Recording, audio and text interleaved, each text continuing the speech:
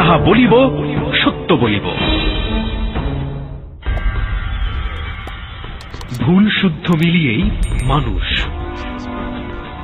আপনি যখন ভুল করেন আপনার বিবেক তখন ঘুমিয়ে থাকে।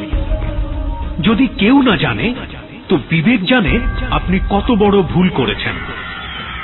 পরিবার, সমাজ, রাষ্ট্র আপনাকে শাস্তি না দিলেও বিবেক আপনাকে প্রতি মুহূর্তেই শাস্তি দিচ্ছে।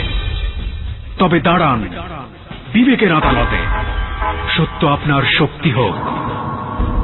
নির্ভয়ে বলুন কি ভুল করেছেন আপনি, কেন করেছেন, কোন পাপের শাস্তি আপনার বিবেক আপনাকে দিচ্ছে। আপনার সত্য বলার সাহস হাজার হাজার ভুলের জন্ম থামিয়ে দেবে। সাহস আছে সত্য বলার? তবে আপনার জন্যেই যাহা বলিব সত্য বলিব।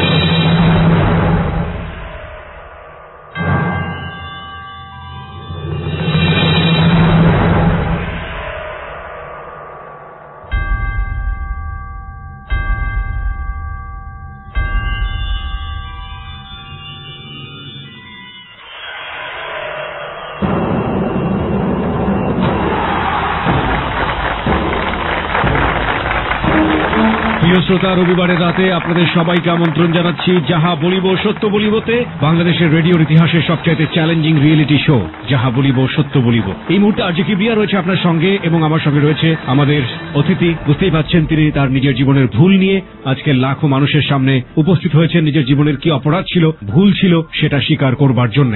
তার কাছে আমি যাবার আগে আপনাকে তার মুখোমুখি হচ্ছে কে জানিয়ে দিচ্ছে আরজে সুমন। যাহা বলিব সত্য বলিব।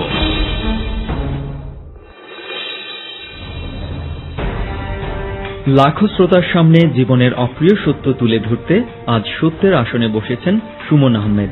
বর্তমানে বয়স 32 এবং চুপচাপ স্বভাবের মানুষ, কিন্তু খুব সহজেই যে কোনো মানুষের সঙ্গে মিশে যেতে পারেন। যেখানে বর্তমানে পরিচিত মানুষদের কাছেই সাহায্য পাওয়া কষ্ট, সেখানে সুমন আহমেদ নির্দ্বিধায় অপরিচিত মানুষদের সাহায্যে এগিয়ে যান। এমন অনেক ঘটনা ঘটেছে যে সুমন বাসে করে কোথাও যাচ্ছেন, দেখলেন কোনো একজন যাত্রী টাকার অভাবে ভাড়া দিতে পারছে না। তখন সুমন নিজেই ভাড়া দিয়েছেন। নিজের আনন্দগুলো সে সবসময় ভাগ করে নিতে পছন্দ করে। ভালো কোনো খাবার খাবেন, বন্ধুদেরকে নিয়ে আশেপাশের মানুষদেরকে নিয়ে খাবেন। কাউকে নিজের টাকায় খাওয়ানো সুমন আহমেদের কাছে খুবই শখের একটা কাজ। এই মানুষটির জীবনের বাকি ইতিহাস জানতে ফিরে যাচ্ছি কিবরিয়ার কাছে। যাহা বলিব সত্য বলিব।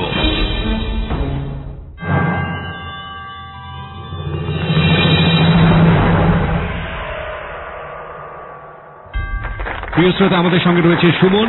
সুমনের জীবনের অপ্রিয় সত্যগুলো আজকে আমরা উদ্ঘাটন করব এবং সুমনকে আমি প্রথমেই যে প্রশ্নটি করতে চাই, সবার আগে যে প্রশ্নটি আমি সবসময় সব অতিথিকেই করে থাকি, সেটা হচ্ছে এইরকম একটি চ্যালেঞ্জিং শোতে নিজের জীবনের এত গূঢ় সত্য, নিজের জীবনের অপরাধ বোধগুলো নিয়ে লাখো মানুষের মুখোমুখি তিনি কেন হয়েছেন? সুমন, আপনি কেন হয়েছেন? আসলে আমি আমার বিবেকের তাড়নাবোধ থেকে আজকে এখানে এসেছি। আমি আশা করি আজকে আমার জীবনের গল্প শুনবে যারা, হয়তো আমি বিশেষ করে বলার উদ্দেশ্য হলো সেই সব বাবা মায়েদের কাছে বলবো যারা তাদের সন্তানের প্রতি অনাদর, অবহেলা আসলে এইগুলা যাতে না করে, আমার জীবনটা আজকে যেভাবে যাচ্ছে বা অতীতে যেভাবে গেছে, সামনে জানি না কিভাবে যাবে, এরকম যাতে না হয় এই জন্য। ওকে প্রিয় শ্রোতা, বুঝতেই পারছেন ওর উদ্দেশ্য মহৎ। ও যেটা বলছে সেটা হচ্ছে যে আমার জীবনে যা ঘটে গেছে সেই ঘটার জায়গাটি যেন কখনো কারো জীবনে না হয় এবং সেই ঘটার পেছনে তার পরিবারের যে ভূমিকা ছিল সেই ভূমিকা যেন কারো না থাকে। কিন্তু কি সেই ঘটনা যা আজকে সুমনকে এইরকম লাখো মানুষের কাঠগড়ায় নিজের বিবেকের তাড়না বোধ থেকে হাজির করিয়ে দিয়েছে? সেই ঘটনার দিকে আমরা যাব প্রিয় শ্রোতা। তার আগে বলতে চাই, অনুষ্ঠানের শুরুতেই আজকে এক্সপার্ট প্যানেল থেকে আমাদের সঙ্গে রয়েছেন জাতীয় মানসিক স্বাস্থ্য ইনস্টিটিউটের প্রফেসর ডক্টর তাজুল ইসলাম। প্রথমেই আমি একটু তার সঙ্গে ফোনে কথা বলে নিতে চাই এবং আপনাদেরকে আশ্বস্ত করতে চাই যে তিনি আমাদের সঙ্গে রয়েছেন। ডক্টর তাজুল ইসলাম, আপনি কি আমাদেরকে শুনতে পাচ্ছেন? জি, আমি আপনাকে শুনতেছি। আমরা আশা করছি যে পুরো অনুষ্ঠান আপনি আমাদের সঙ্গে থাকবেন লাইভ এবং আমাদেরকে শুনে আপনার মূল্যবান মতামত আপনি প্রদান করবেন। জি ইনশাআল্লাহ, আমি আপনাদের সঙ্গে আছি। অনেক ধন্যবাদ আপনাকে। প্রিয় শ্রোতা, আমার বয়স যখন 8 বছর, আমাদের বাড়ির পাশে স্কুল ছিল, ওখানে আমি যাইতাম। আমাদের বাড়ি থেকে আমাদের রেল স্টেশনটা, যেটাকে বলা হয় দৌলতকান্দি রেল স্টেশন, তো ওখানে আমি হাঁটতে হাঁটতে যাইতাম। তো ওখানে যে স্টেশন মাস্টাররা থাকতেন, ওনাদের বাসার সামনে যাই খেলাধুলা করতাম। তো একদিন আমাকে এক আন্টি ডাইকা নেয়, ওনারা ওই স্টেশনের মাস্টার ছিল। তো ওনাদের ফ্যামিলি, ওনাদের ঘরে আমার ডাইকা নেয়, নাস্তা খাইতে দেয়, তারপর ওনাদের বাচ্চাদের সাথে পড়ায়, আমিও পড়তে বসতাম, খুব আদর করতাম। কিন্তু এটা আমার মা পছন্দ করতো না। আমার বাবা মা আমার সাথে কিরকম করে আর এদের বাবা মাদের সাথে কিরকম করে, এগুলো দেখে আমি খুব হীনমন্যতায় ভুগতাম, আমার কাছে খুব কষ্ট লাগতো। তো ওখানে যাওয়াটা আমার মা পছন্দ করতো না। একদিন আমাকে ধরে নিয়ে এখান থেকে প্রচুর মারে যে ওখানে তুই আর যাইতে পারবি না। আমার মার কথা শুনেও আমি যাইতাম। তখন ওই আন্টি আমাকে একদিন বকাঝকা করে, তুমি আর এখানে আইসো না, তোমার মা পছন্দ করে না। মা পছন্দ কেন করতো না? মাকে কিছু বলতো? আমার মা ভাবতো যে এরা আমার নিয়ে নেবে। ওনার 2টা মেয়ে ছিল, একটা মেয়ে বাদন আর একটা মেয়ে। কোনো ছেলে ছিল না? না, ছেলে ছিল না। ওকে। তারপর আমার মা ওই মহিলার সাথে অনেক ঝগড়া করে যে ছেলে এরকম জন্ম দিয়ে নিও, অন্যের ছেলেরে কেন আটকে রাখো বাসায়, মানে বিভিন্ন বিশ্রী বিশ্রী কথা বলতো। তখন ওনারা রাগ হয়ে আমার আর আসতে দিত না। তারপরও আমি যাইতাম, তারপরে ওনারা আমার আদর করতো। এরকম করতে করতে হঠাৎ আমার বাবা মা একদিন প্রচুর ঝগড়া হয়। তো ঝগড়া এক পর্যায়ে আমার বাবা আমার মাকে খুব মারধর করে। বাবার সাথে মার ঝগড়া কেন কি জানি, প্রায় ওনারা ঝগড়া করতো। তো আমি ওগুলো বুঝতাম না ঠিক এতটা, কিন্তু এই জিনিসটা আমার কাছে কষ্ট লাগতো যে আমার আব্বা এত বিশ্রী গালাগালি করে আমার আম্মাকে, আর আমার আম্মাও তো কম না, আমার আম্মাও বাবার সাথে সাথে তর্ক করে। তখন আমার বাবা উত্তেজিত হয়ে আমার মায়ের গায়ে হাত উঠাইতো। তখন আমার কাছে খুব কষ্ট লাগতো। আর কয় ভাই বোন ছিলেন আপনারা? তখন ছিলাম আমি এক। আপনার বাবা কি করতেন? আমার বাবা ট্রেনে ফেরি করে চানাচুরের প্যাকেট বিক্রি করতো। মারে আমি জিজ্ঞেস করি, মা তোমার এই বাবা মারলো, বাবা তুমি কেন বাবার সাথে মুখে মুখে তর্ক করো? হয়তো এরকম বাবার মুখে মুখে কথা না বললে তোমার মারতো না। তো আমার মাও কান্না করে, আমিও কান্না করি। এই ঘটনাগুলো প্রায়ই হইতো। দেখা গেছে সপ্তাহের ভিত্তিতে 4 দিন 5 দিন এরকম হয়ে যেত। এগুলো আমার কাছে খুব খারাপ লাগতো। তো একদিন আমি বাড়ি থেকে মানে না বললা উদাও হয়ে যায়। তো উদাও হয়ে যায় বলতে ঢাকার দিকে এসে পড়ি। কত বছর বয়সে? তখন আমার প্রায় 8 বছর প্লাস। 8 বছর প্লাস। ওকে। তখন আমি ট্রেন থেকে নাইমা কিভাবে জানি মহাখালী একটা জায়গা আছে, ওখানে আসি। আসার পর একটা হোটেল ছিল মানে রাস্তার পাশে ফুটপাতে, ওখানে বসে অনেক লোকজন ভাত খাচ্ছে। তখন কিভাবে আমার প্রচন্ড খিদা, আমি কাকে বলবো নাকি আমি নিজেই নিয়ে খাবো আমি ঠিক বুঝতে পারতেছি না। তো একটা লোক আমাকে ফলো করলো।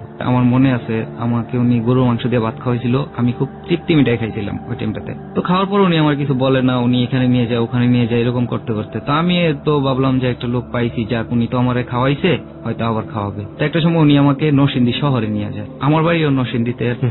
তো নরসিংদী নিয়ে যাওয়ার পরে আমি ওকে বললাম যে আমি ওদিকে যাবো না। কেন? যে আমার বাড়ির লোক আমাকে দেখলে নিয়ে যাবে, আমি বাড়িতে যাবো না। তখন উনি বললো যে না তুমি শহরেই থাকবা। তখন উনি আমাকে একটা লাইব্রেরিতে চাকরি দেয়, পুরাতন বইয়ের লাইব্রেরি। তো ওখানে আমি কয়েক মাসের মতো থাকি। থাকার পর লাইব্রেরিতে কি কাজ ছিল আপনার? লাইব্রেরির যে মালিক উনি বিভিন্ন পুরাতন বই সংগ্রহ করতো, গাইড বই, ইউনিভার্সিটি বই, কলেজের বই, এগুলো সংগ্রহ করে উনি নতুন করে বাইন্ডিং করতেন। আর আমার ইয়ে ছিল যেই রেখে যে বইটা ছিল ওখানে দাম লেখা থাকতো, আমি ওইভাবে হিসাব করে বিক্রি করতাম। উনি আমার খুব আদর করতো, বাবার মতো আদর করতো। ওখান থেকে আমার বাবা আসে, আমার ওখান থেকে ওই লোকের কাছে ওই বইলা টলে আমার নিয়ে যায়। তখন আমার বাবা আমার রিক্সাতে উঠে নরসিংদী কোর্টের সামনে দিয়ে যাচ্ছে। যাওয়ার পরে ওখানে কোর্ট দেখে বলতেছে যে আমার স্বপ্ন তুমি লেখাপড়া করবা, একদিন এইখানে আসবা, এইখানে বসবা, তুমি কেন এরকম করো? আমি আর আমার বাবাকে বুঝাইতে পারি না যে বাবা আপনার আর মার বিষয়টা আমার কাছে ভালো লাগে না, আমার সহ্য হয় না, আমার খুব কষ্ট লাগে। তো যাই হোক আমাকে বাড়িতে নিয়ে যায়। আমার মা খুব কান্নাকাটি করে। আমার বাবার একটা অভ্যাস ছিল কি, আমার বাবাকে যদি আপনি বলতেন কি ভাই যে সুমন আজকে এই কাজটা করছে, কিন্তু আসলে আমি এই কাজটা করা তো দূরের কথা, আমি এগুলো চিন্তাও করতাম না। কিন্তু আমার বাবা ওই মানুষের কথা শুনে আগে একটা ব্যাট নিত আর আমাকে ইচ্ছা মতো মারতো। ওহো, মানে পরের কথা শুনিয়ে করতো। তো এরকম একদিন প্রচন্ড মারে। কে জানি বলছে আমি স্কুলে জানি আমি সিনেমা দেখতে গেছি। আসলে আমি সিনেমা দেখতে যাই না। এমন মারে আমাকে মারতে মারতে আমার বাড়ির পাশে রেল স্টেশন, আমি দৌড়ে রেল স্টেশনে আসি। তখন দেখি যে একটা ট্রেন দাঁড়ানো। তখন ট্রেনে ওইটাও দেখি যে আমার আব্বা ট্রেনে উঠতেছে। তখন আমি দৌড়ে ওই পাশ দিয়ে নেমে আরেকটা বগিতে টেবিলের নিচে চলে যাই, বেঞ্চের সেখানে লোকজন বসে। তখন থেকে ঢাকা চলে আসি কমলাপুর। তখন আমার বয়স 9-এর উপরে চলে। তো আমার কাছে টাকা পয়সা নাই, আমি কি করব, কোথায় যাবো, আমার প্রচন্ড খিদা হয়েছে। তো একটা ছেলে দেখি পানি বিক্রি করতেছে ট্রেনে। তখন ওর সাথে আমি একটু খাতির দিলাম যে ভাই তুমি তো পানি বিক্রি করো, তোমার কাছে অনেক টাকা, আমার 5 টাকার কিছু খাওয়াইবা, আমার খুব খিদা লাগছে, আমার আব্বা মাইরা বাড়িতে বাইরে করে দিচ্ছে। তখন ওই ছেলেটা বলে ঠিক আছে আসো। ও আমাকে বিস্কিট খাওয়ায় আর পানি খাওয়ায়। ও আমাকে একটা পুরাতন গ্লান সংগ্রহ করে দেয়, আরেকটা গ্লাস, হয়ে গেলাম পানিওয়ালা। তো আমার মনে আছে সেদিন একটা কোনো এক আন্তনগর ট্রেনে আমি পানি বিক্রি করতে করতে ব্রাহ্মণবাড়িয়া পর্যন্ত যাই। তখন আমার পানি শেষ হয়ে যায়। তো সবাই আমার দিকে তাকায় থাকে, এরকম একটা ছেলে পানি বিক্রি করে, অনেকে অনেক কথা জিজ্ঞেস করে। আমি বলি যে আমার কিচ্ছু নাই, বাবা মা নাই, কিচ্ছু নাই, কোথায় থাকো? রাস্তায় থাকি, ট্রেনে থাকি, জানি না। এরকম একটা মেয়ে হঠাৎ আমার টান দিয়া তার কোলে নিয়ে বসে। ব্রাহ্মণবাড়িয়া থেকে ট্রেনটা ছাড়ছে, মেয়েটার নাম শিল্পী। তো শিল্পী আবু আর ওনার মা শিল্পী আপন নানু বাড়ি থেকে যাচ্ছে। ও আমাকে টান দিয়ে ধরে বলতেছে ওর মারে যে আম্মু আমি এই ছেলেটাকে নিয়ে যাব, ও আমার ভাই, ওর কোনো ভাই ছিল না। তো শিল্পী আমাকে নিয়ে যায়, ওখানে স্কুলে ভর্তি করাই দেয়। আমি স্কুলে যাওয়া আসা করি ঠিক ছোট ভাইয়ের মতো। একটা সময় দেখা গেছে আমাকে কোলে করে নিয়ে যেত। আমি তো মোটামুটি আমি ভালো স্বাস্থ্যবান ছিলাম আগে। তো ওই শিল্পী আপুর বিয়ে হয়েছে ঢাকাতে কোনো এক ভদ্রলোকের সাথে। উনি বেড়াইতে যাওয়ার সময় উনি তখন ওখানে গিয়ে আমার সম্বন্ধে জানে, খোঁজ খবর নেওয়ার পরে উনি বলে যে এই ছেলেটাকে এইভাবে রাখছো, ও ভবিষ্যতে তোমাদের এখানকার অংশীদার হবে, তখন যদি ওই এখানে সবকিছু উলট পালট করে দেয়, ওর বাবা মার কাছে চলে যা, তখন তোমরা কি করবা? তখন ওনারা আমার অনেকগুলো টাকা দেয়, মনে হয় 4,000 না 5,000 টাকা দেয়, আর একটা স্ট্যাম্প দেয়। স্ট্যাম্পের মধ্যে অনেক কিছু লেখা ছিল যা আমার এই মুহূর্তে মনে পড়তেছে না। মানে এইরকম লেখা ছিল যে আমার বাবা মার কাছ থেকে আমি 2টা সিগনেচার নিয়ে আসবো স্ট্যাম্পে, তারপর আমি ওদের ফ্যামিলির একজন মেম্বার হয়ে যাবো। বাড়িতে আসছি ঠিকই স্ট্যাম্পটা নিয়ে, কিন্তু আমি আমার মা বা বাবা কাউকে দেখাইতে পারিনি। তো এটা আমার পকেটেই থাকে। তখন আমার মা আমাকে আবার ফেরত পেয়ে খুব কান্নাকাটি করে। তখন আমার পকেটে যে কাগজটা ফুলে রয়েছে স্ট্যাম্পটা, আমার খালাতো বোন নাদিরা, ওই নাদিরা আমার কাছ থেকে কাগজটা নিয়ে ও পড়ার চেষ্টা করে। আমি আবার ওর উপর হুমড়ি খেয়ে পড়ে কাগজটা নিয়ে ছিঁড়া ফেলি। তখন আমার খুব খারাপ লাগে। তখন আমার মা আমাকে কি ভাববে, কি বলবে। যাই হোক, এভাবে বাড়িতে আরো কিছুদিন থাকার পরে কিভাবে আমার বাড়িতে একদম মন বসতো না। আমার বাবা মার ঝগড়া প্রতিদিন লাইগেই থাকতো। ওনারা এমন বিশ্রী ভাষায় কথা বলতো একজন আরেকজনকে, যে ওইগুলো শুনতে আমার কাছে খুব খারাপ লাগতো। আর আমি ছোটবেলা থেকেই চেষ্টা করতাম যে আমি ভদ্রভাবে কথাবার্তা বলবো, কোনো ভদ্র সমাজের সাথে মিশবো। একটা সময় আমার বাবা মার ঝগড়া এগুলো মিটে না, আমার এগুলো ভালো লাগে না। তখন আমি চলে আসি আবার ঢাকাতে, এয়ারপোর্টে একটা পার্কের পাশে বসে কান্নাকাটি করতেছি। তখন আমার হাতে একটা আমার মায়ের ছবি ছিল। ওই দিন আমার বাড়ি থেকে আসাটা ছিল প্ল্যানিং করে যে আর কখনো আমি বাড়িতে যাবো না।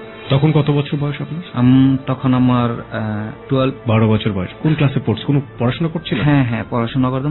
আমি ক্লাস 5-এ পড়তাম। ক্লাস 5-এ। ওকে।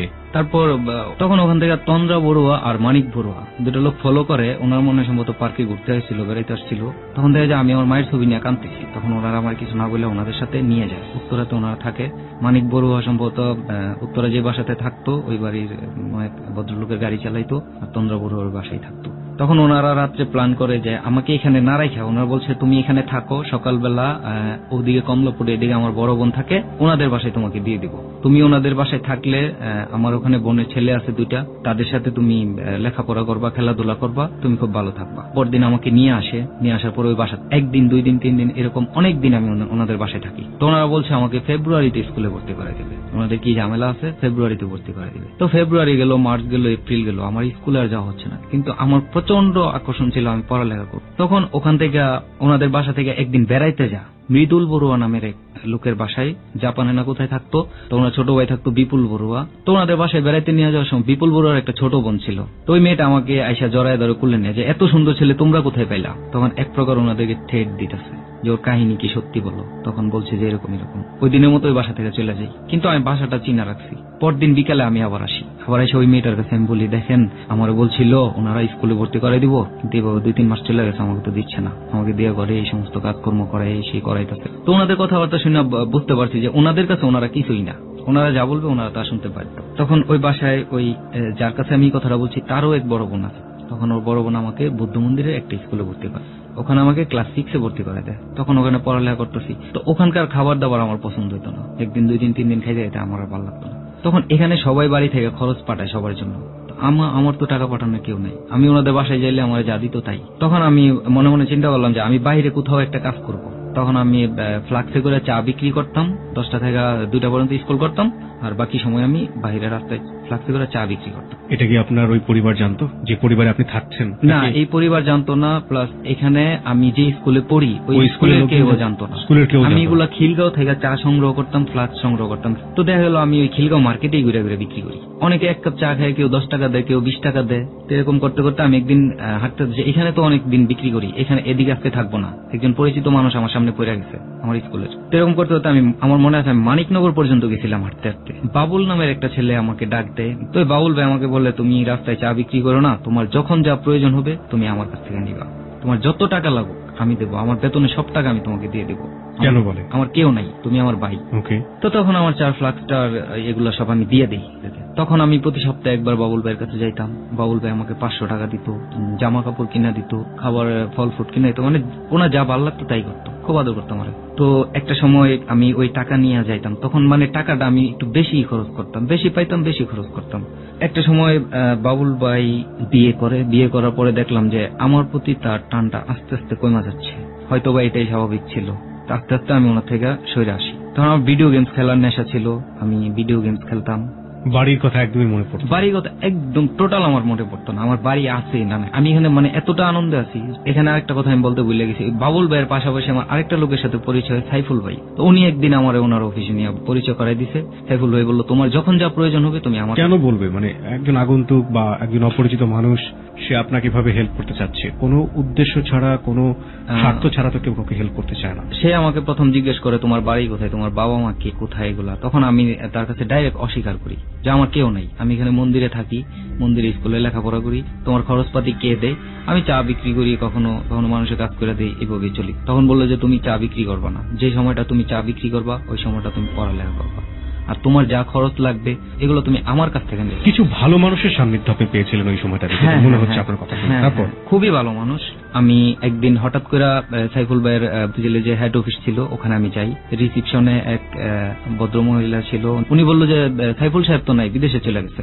তখন যেন আমার মাথায় আকাশ ভেঙে পড়লো, কি বলতেছেন আপনি, সাইফুল ভাই বিদেশে চলে গেছে? তখন বললো যে ঠিক আছে তুমি বসো, এখানে আরেকজন তোমার সাথে কথা বলবে। তখন এখানে একজন লোক আসলো, উনি আমাকে বললো যে তুমি কোনো চিন্তা করো না, আমার নাম আবুল কালাম আজাদ, আমি ওর এক ধরনের ফ্রেন্ড বা কলিগ, এখানে আমি আছি তোমার পাশে, তোমার যখন যা প্রয়োজন হবে তুমি ওর কাছে যেভাবে আসতে সেভাবে আমার কাছে তুমি আসবে। তখন থেকে আমি ওনার কাছে যাই আসি, উনি আমার যা প্রয়োজন দেখা যাচ্ছে তার চেয়ে অনেক বেশি দিত আমাকে। এদের সবার কাছে আপনার পরিচয় ছিল আপনি এতিম এবং আপনার দুনিয়াতে কেউ নেই, হ্যাঁ, এইভাবেই তারা একটা সফট কর্নার থেকে আপনাকে হেল্পটা করতো, তাই তো? হ্যাঁ, জি জি। উনি আমার একটা সাইকেলও কিনে দিয়েছিল স্কুলে যাওয়ার জন্য। তখন আমি Notre Dame literacy night high স্কুলে পড়ি, রাত্রেবেলা স্কুল করি আর কি। আর ওই ভিডিও গেমসের দোকানে যে ভিডিও গেমস খেলতাম, পাবেল ভাইয়ের সাথে আমার পরিচয় হয়। তো আমি জানতাম যে পাবেল ভাইয়ের এই দোকানটাই আছে, আর উনি একটা ব্যান্ড গ্রুপের সাথে জড়িত ছিল। আমার ছোটবেলা থেকে ইচ্ছা, মানে এইগুলোর প্রতি খুব মনোযোগ ছিল বেশি। আমি নিজেও ভাবতাম যে আমি বড় হয়ে একদিন হয় কোনো সিনেমাতে কাজ করব বা কোনো নাটকে কাজ করব, মানে অভিনয়টা আমার কাছে খুব প্রিয় ছিল।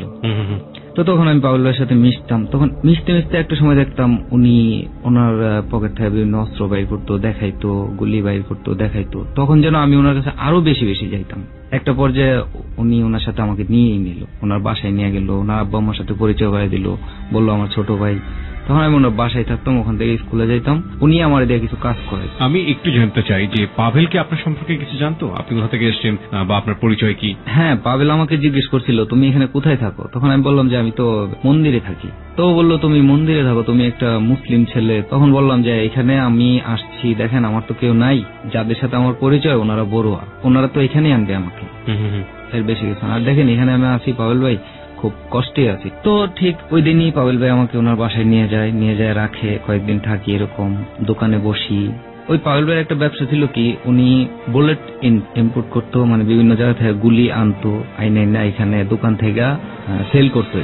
এটা বুলেট মানে গুলি আর কার্তুজ, তারপরে 9mm পিস্তলের গুলি, তারপরে টুটোবরের গুলি, এগুলো মানে বিভিন্ন যত গুলি। ভিডিও গেমসের ব্যবসা ছিল আর নিচে নিচে এইসব কাজ করতো। হ্যাঁ, নিচে নিচে এইসব কাজ করতো। এবং একই সাথে সে একটা ব্যান্ড মেম্বার ছিল, গিটারিস্ট ছিল, তাই তো বলছেন? তারপর কি হলো? তারপর পাবেল ভাই আমার দোকানে সকালবেলা বসায় রেখা যাইতো। উনি কোথায় যাইতো আমি ঠিক জানতাম না। ওনার সাথে আবার আরেকটা ছেলে আসতো, আসলাম মামা।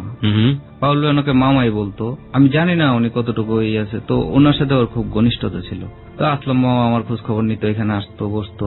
তো একটা সময় আসলাম মামা সহ আমাকে বিভিন্ন জায়গায় পাঠানো হয়তো, এগুলা দিয়া, এটা এখানে দিয়ে আসো, এটা এখানে রেখে আসো, এটা ওর কাছে দিয়ে আসো। তা আমি এগুলো নিয়ে যাইতাম, আসতাম। বাড়ি ছাড়া কতদিন যাবত? তখন আমি টোটাল বাড়ি ছাড়া প্রায় 2 বছরের বেশি। 2 বছরের বেশি। তখন একদিন হঠাৎ আমার বোনের কথা মনে পড়লো, যে ঢাকাতে আমার একটা বোন থাকে।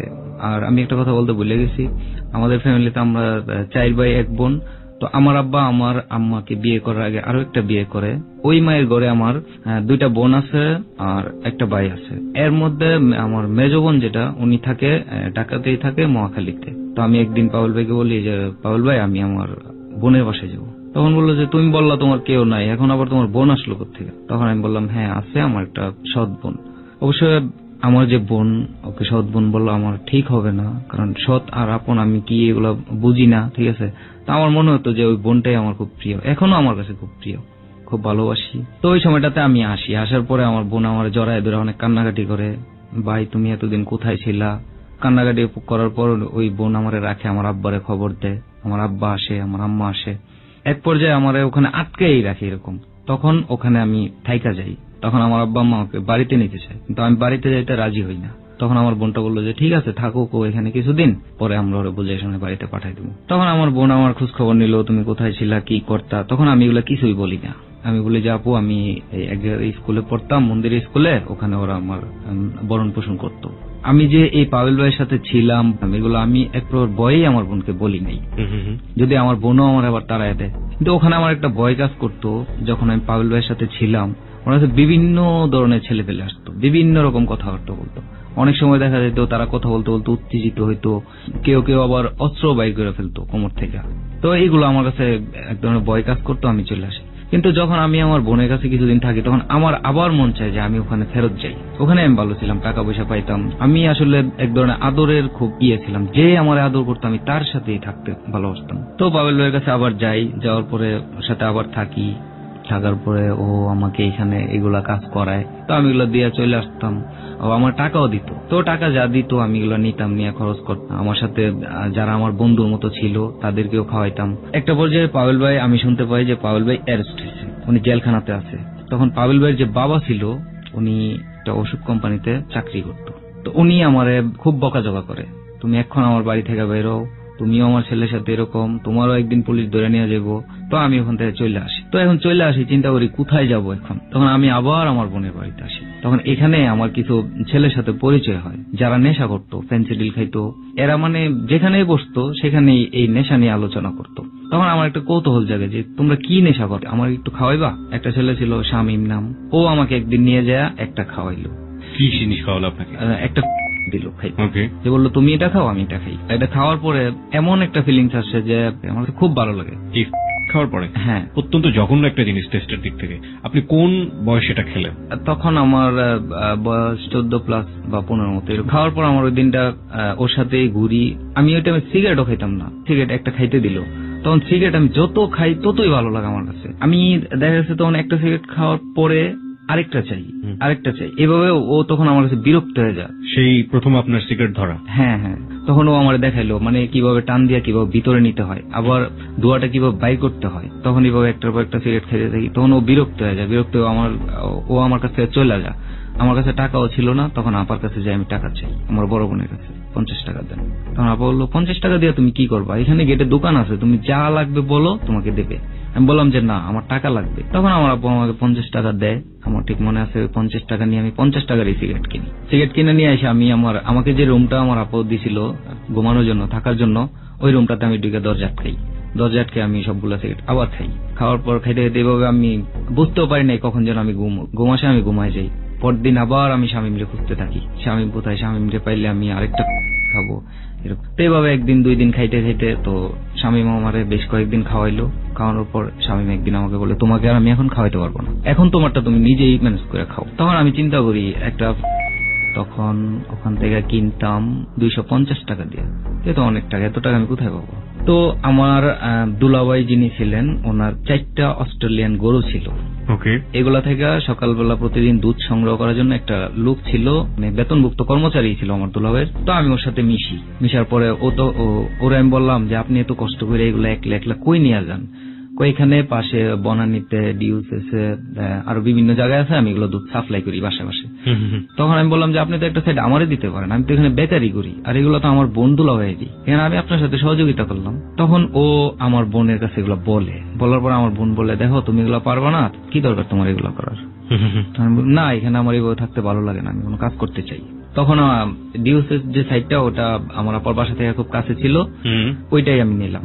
দেখা গেছে ওই বাসাতে দুধ দিতে ঢুকতাম, দুধ দিতাম, দেওয়ার জন্য তো ওনারা আমাকে দেখা আসলে কি ভাবে আমি ছোটবেলা আমার মনে হয় আমি খুবই মিষ্টি ছিলাম, সবাই আমার আদর করতে চাইতো। এক্স্যাক্টলি, আমারও সেটাই মনে হচ্ছে, বিকজ আপনি ছোটবেলার যে বর্ণনা দিয়েছেন বাসা থেকে বের হওয়ার পরে, আমি অনেক স্টোরি পেয়েছি, অনেক জীবনের একেবারে রূঢ় বাস্তবতার গল্প আমরা শুনেছি। সেখানে শৈশবে যারা বাসা থেকে বের হয় তাদের যে নির্মম বাস্তবতা ফেস করতে হয়, সেই জায়গাটা থেকে আপনার ব্যাপারটা একেবারেই উল্টো ছিল।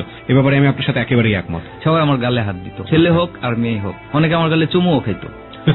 তারপর আমি ওখানে দুধ দিতে যাইতাম, একটা মেজরের বাসা ছিল, মেজর সাহেবের বাসা, ওনার বাসায় আমি দুধ দিতে যাইতাম। ওই যে ম্যাডাম দুধ নিত, ওই বুয়া ছিল বাসাতে, কাজের বুয়া আসতো, পিছনে উনি আসতো, কাজের বুয়া দুধ নিয়ে চলে যাইতো। ওই ম্যাডাম আমার একটু আদর করতো, বসাইতো, বলো বসো তুমি নাস্তা খাই যাবা, নাস্তা আনতে যাইতো। তখন আমার চোখের সামনে যা পড়তো আমি তাই নিয়ে নিতাম। আমার মাথায় একটা জিনিস আছে যে আমাকে বিকালবেলা একটা খেতে হবে। চোখের সামনে যা পড়তো মানে যা পড়তো, যেমন ছোট টেবিল গড়ি ছিল, তারপর ডয়ারে দেখতাম কি আছে, আমি নেল কাটা পর্যন্ত নিয়ে আসতাম, মানে চুরি করে এগুলো বিক্রি করে টাকা সংগ্রহ করতাম। যা টাকা বাকি থাকতো ওই দুধ বিক্রি করে যে টাকা পাইতাম ওখান থেকে রাইখা দিতাম। আমার আপুকে আমি বুঝাইতাম যে এগুলো আমি আইসক্রিম খাইছি। আবার যাওয়ার সময় একটা মিমি চকলেট নিয়ে যাইতাম, যে আমার আপুরে বুঝাইতাম যে আমি চকলেট গুলা খাই, দেখাইতাম। তো এরকম আমার আপু মানতো, এরকম নিতাম। তো একটা সময় আমার মাথায় একটা আইডিয়া আসলো যে আমি মানুষের বাসা থেকে এটা সেটা যে নিই, কোনোদিন যদি কেউ দেখে ফেলে আমার বোনের বা আমার দুলাভাইয়ের মান-ইজ্জত তো থাকবে না। তখন ওরা আমার এখানে আটকায় রাখবে, আটকায় রেখে আমার বাসায় খবর দেবে। তখন আমার বোন বা দুলাভাই কেউ আমাকে নিতে আসলে তখন তো ওনারা বেজ্জতি হবে। তখন আমি চিন্তা করি যে তাহলে আমার টাকা পাবো কোথায়, আমার তো খেতেই হবে। তখন একটা আইডিয়া আমার মাথায় আসলো, আমি যখন একটা কন্টেনার মতো ওটাতে আমি যে দুধ নিতাম 2 কেজি পরিমাণ জায়গা খালি রাখতাম। ওখানে ডিউসেস এর পাশে বাউন্ডারিতে এখানে বাইরে থাকতো, পানির লাইন থাকতো। আমি আলাদা একটা বোতল নিতাম, পানি নিতাম। যেখানে দেখতাম আশেপাশে কোনো লোকজন ছিল না, ওই দুধের সাথে আমি ওই 2 কেজি পরিমাণ পানি দিয়ে দিতাম। 2 কেজি দুধের দাম কত ছিল? 2 কেজি দুধের দাম ওই সময়টাতে ছিল 80 টাকা, 40 টাকা করে কেজি। তো এখান থেকে আমি 80 টাকা পাইতাম। কয় কেজি দুধে আপনি কয় কেজি পানি মেশাতেন? আমি প্রথমবার 6 কেজি অথবা 8 কেজি নিয়ে বেরোতাম। ওই 8 কেজির সাথে 2 কেজি পানি মেশাতেন? হ্যাঁ, কিন্তু ওখানে আবার আমাকে কমপ্লেন দিত 2-1 দিন পর যে দুধ ইদানিং কেমন জানি হচ্ছে। তখন পানিগুলো আপনি মেশাতেন, সে পানি তো আসলে পরিষ্কার পরিচ্ছন্ন পানি ছিল না। না, এটা একটা লাইনের পানি ছিল, ওয়াসার পানি ছিল, পাইপের পানি ছিল, ওয়াসার পানি, যেগুলো আসলে নরমালি পান করা সম্ভব নয়, ফুটিয়ে পান করতে হয় হয়তোবা। ওকে, আবার আসি আবার এরকম। তো আমি এখান থেকে 4 কেজি মানে বাড়িয়ে নিচ্ছি, তো 4 কেজির টাকাটা আমার পকেটে ঢুকছে। ওই সময়টাতে কত মাস নেশা হচ্ছে আপনার টোটাল? আমি তো সবে মাত্র শুরু করছি, শুরু করার পরে বিগিনার, আপনি মানে আরম্ভ করেছেন মাত্র। প্রিয় শ্রোতা, আমরা এরকম একটা কথা জানি যে কেউ কেউ দুধ বেচে মদ খায়, এরকম একটা শ্লোক আছে আমরা বলতে পারি, কিন্তু তার একটা বেস্ট এক্সাম্পল আজকে আমরা এখানে দেখলাম। এবং যে পানিটা মেশানো হচ্ছে সেই পানিটা সাধারণত ডিরেক্ট ওয়াসার পানি, এবং আপনারা নিশ্চয়ই জানেন যে ডিরেক্ট ওয়াসার পানি আসলে কোনো জায়গায় পান করার মতো কিনা আমরা ঠিক জানি না। যে পানিটা মেশাচ্ছে খুবই ডেঞ্জারাস একটা ব্যাপার। যদি ওই দুধটা কোনো ছোট শিশু খায় তাদের জন্য কতটা ক্ষতিকর হতে পারে, এই চিন্তাটা আসলে ওর মাথাতে কাজ করাটা কোনো স্বাভাবিক না। বরং ও চিন্তা করেছে ওর আপা দুলা ভাইয়ের মান-ইজ্জত যেভাবে হোক বাঁচাতে হবে, এবং সেক্ষেত্রে বেস্ট পলিসি হচ্ছে এটা। তারপর তখন দেখি যে আমার যে টাকাটা প্রয়োজন প্রতিদিন, সেই টাকাটা আমার সংগ্রহ করতে তেমন একটা বেগ পেতে হচ্ছে না। তো এরকম করে অনেকদিন চললাম। তখন আমি নেশা করি, তো বিকালবেলা হলে বাড়িতেই থাকতাম, ঘুরতাম। পড়াশোনা বন্ধ হয়ে গেছে? হ্যাঁ, পড়াশোনা তখন টোটালি স্টপ। আমার একটা কথা বলা হয় নাই, আমি আমার আপা দুলা ভাইয়ের সাথে যেখানে থাকি এখানে 40টা রুম ভাড়া দিত আমার আপা। 40টা রুম? 40টা রুমের বেশি ভাড়া দিত। কিসের ভাড়া দিত? কিসের রুম এগুলা? মানে আমার দুলাভাই চাকরি করত। ওকে। তো আমি যত দূর জানি যারাই চাকরি করে তারাই ওই মহাখালী আমতলী 2 নম্বর রোডের পাশেই একটা বিশাল মাঠ ছিল। ওই মাঠে তাদেরকে থাকার জন্য একটা বাড়ি বানানোর জন্য অল্প করে জায়গা দেওয়া হতো। তখন ওনারা এটা বাড়াইতে মানে বেড়ার ঘর আর কি, বস্তির মতো, বস্তি সিস্টেম। তো এগুলা রুম ভাড়া দিত। তখন 600 থেকে 1000 টাকা পর্যন্ত ভাড়া ছিল একটা ঘরে, একটা রুম। হ্যাঁ, ওকে। বেশিরভাগই থাকতো যারা গার্মেন্টস এ চাকরি করে বা দিনমজুরে কাজ করে, রিক্সা চালায়। তো এরকমই আমাদের একটা ভাড়াটিয়া ছিল, গার্মেন্টস এ চাকরি করতো। ওই মেয়েটার নাম বলি আমি, ওই মেয়েটার নাম ফায়েজা, ওকে ইতি বলে সবাই ডাকে। ওর সাথে আমার প্রথম পরিচয় হয়। তো আমি নরসিংদী পূর্ব এলাকাতে আমার বাড়ির সাইড, আর ও নরসিংদী শহর থেকে একটু দূরে। তখন ওর সাথে পরিচয় হওয়ার পর ওরে ভালোই লাগতো, কিন্তু আমি ওরে কখনো বলতাম না যে আমি তোমাকে ভালোবাসি বা তোমার আমার ভালো লাগে বা তুমি কি আমার সাথে কোনো সম্পর্ক করবা, এরকম কোনো প্রপোজ করি না। কিন্তু ওর সাথে আমি কথা বলতাম, কথা বলতে ভালো লাগতো। এটা আমাদের এক ভাড়াটিয়া ফলো করছে, আরেক ভাড়াটিয়া ফলো করে ও নিয়ে আমার বোনের সাথে এটা সেটা বললো। তখন আমার বোন আমাকে একদিন মারে। বসার জন্য কাঠের একটা তক্তা ছিল, ফিরি যেটা বলে, ফিরিতে বসা ছিল আমার বোন। তখন আমার বোন ওটা হাতে করে নিয়ে যায় আমার একটা বাড়ি মারে। কেন? ওই ভাড়াটিয়া বলছে যে তোমার দেখো তোমার ভাই ওই মেয়েটার সাথে মানে খুব অন্তরঙ্গ মেলামেশা করতেছে বা কথাবার্তা বলে। আসলে কি মিশেছিলেন? আসলে আমি কখনোই ওর থেকে সবসময় 2-3 হাত দূরে দাঁড়ায় কথা বলতাম। আমি ওকে অনেকবার সাহস করে বলতে চাইছি, কিন্তু আমি বলতে পারি নাই যে এগুলো আমার বলার মতো কোনো ইয়েই ছিল না। মানে আপনার সাহস পাইতাম না। হ্যাঁ, এমনি খুব ভালো লাগতো। ওর বোন ছিল একটা বিথি, এখানে আমাদের পাশের বাড়িতে ভাড়া থাকতো। ওর বোনের সাথেও থাকতো। একটা সময় ওর বোনের পাশের রুমে একটা বাচ্চা ছিল, ছোট বাচ্চা, ও কোলে নিয়ে বেরোতো। তখন আমি ওর কোল থেকে বাচ্চাটা নিতাম, নিয়ে আমিও কোলে নিতাম। বাচ্চাটা কোলে নেওয়া মানে ও আমার সামনে দাঁড়ায় থাকবে বাচ্চাটাকে নেওয়ার জন্য। আপনার এটা ভালো লাগতো? হ্যাঁ, এটা আমার ভালো লাগতো। তো আপনার বোন আপনাকে কি করলো? তখন আমার বোন ওদিন আমাকে খুব শাসায়। তখন একটা পর্যায়ে আমার ঘরে নিয়ে যায়, নিয়ে আমাকে থাপ্পড় চটকানা দেয়, দিয়ে বলে তুই বিয়ে করবি, তুই যদি বিয়ে করিস তাহলে আমি তোকে বিয়ে করাবো। আমি কিছু বলি না, আমি নিচের দিকে তাকায় থাকি। আমার আপু এই প্রথম আমাকে মারে। আমাকে যদি আমার ফ্যামিলি ছোটবেলা কেউ সবচেয়ে বেশি আদর করে থাকে ওই বোনটাই আমার করছিল। যাই হোক, তারপর আমার বোন মানে বিশ্বাস করে নিচ্ছে যে আমি বিয়ে করার জন্য এমন করতেছি। আসলে এই ধরনের কোনো চিন্তা ভাবনা আমার মাথায় ছিল না, এতটুকুই ভালো লাগতো কথা বলতাম। তখন আমার বোন আমার জন্য একটা মেয়ে ঠিক করে। ওই সময় আমার বোন বলতেছে এটা একজন সাংবাদিকের মেয়ে, তোমার জন্য পছন্দ করছি। মেয়ের গায়ের রংটা একটু কালো হইতে পারে, কিন্তু মেয়ে খুব ভালো বংশের। এসে মানে আমার অনেক কিছু বোঝাইলো আর কি। আমি কিছু বলি না। একদিন সন্ধ্যার সময় আমি প্রথম যেই দিন মানে মেয়েটা আমাকে দেখতে আসছে, ওই মেয়েটাকে আমার আপু খবর দিছে ওই মেয়েটা আর ওর মা আসছে। তখন আমি আমার রুমে শুয়ে রয়েছি। ওই দিন মনে আছে, ওই দিন আমি প্রথম খাই। যখন নেশা করার পর ওই দিন আমার নতুন একটা বন্ধুর সাথে পরিচয় হয়। ও দেখি যে সিগারেট জ্বালাইছে। তখন আমি বললাম যে এটা কি বিশ্রী গন্ধ করে, তুমি এটা একটা খাইয়া দেখো না, ভালো লাগবে। তখন দেখি আমার এমন ঘুম পাচ্ছে, তখন আমি বিকাল বেলায় যেয়ে শুয়ে পড়ি। তখন সন্ধ্যার পর যখন আমার আপু ওই মেয়েটাকে খবর দেয়, ওর মা ওকে নিয়ে আসে। ওই মেয়েটার নাম ছিল রূপা। তারপর ওই মেয়েটা এসে প্রথম আমার রুমে ঢুকে যায়। তখন আমি বললাম এই তুমি কে, এখানে ঢুকছো কেন? তখন আমি খালি গিয়েছিলাম, আমার স্বাস্থ্য ভালো, কি আগেই বলছি খুবই ভালো ছিল আমার স্বাস্থ্য। এত ভালো ছিল যে আমার গ্রামে আমাকে অনেকে জাম্বো বলে ডাকতো। মানে বাংলা সিনেমায় একজন আছে এরকম নামের, মাথানেড়া। হ্যাঁ, মাথানেড়া। তো উনি বেঁচে নেই এখন। হ্যাঁ, তা আমি ঠিক জানি না। তো ওই নাম অনুসারে আমাকে অনেকে জাম্বো বলে ডাকতো। তারপর আমি খালি গায়ে ছিলাম, হঠাৎ আমি একটা পাশে কাঁথা ছিল, ওইটাই আমি জড়ায় গায়ে দেই। আমার কাপড় চোপড় ঠিক ছিল না, তো ও দিকে আমার শরীরে হাত দেয় প্রথম ডিরেক্ট। হ্যাঁ, মাই গড। যেই আপনি ওঠেন। সাকসেস। প্রিয় শ্রোতা, ফিরছি আমরা সুমনের কাছে, তবে তার আগে দেখতে চাই কম্পিউটার কি বলছে SMS পোলের রেজাল্ট।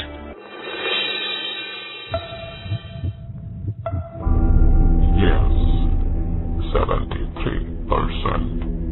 No, 20%. No comments, 7%.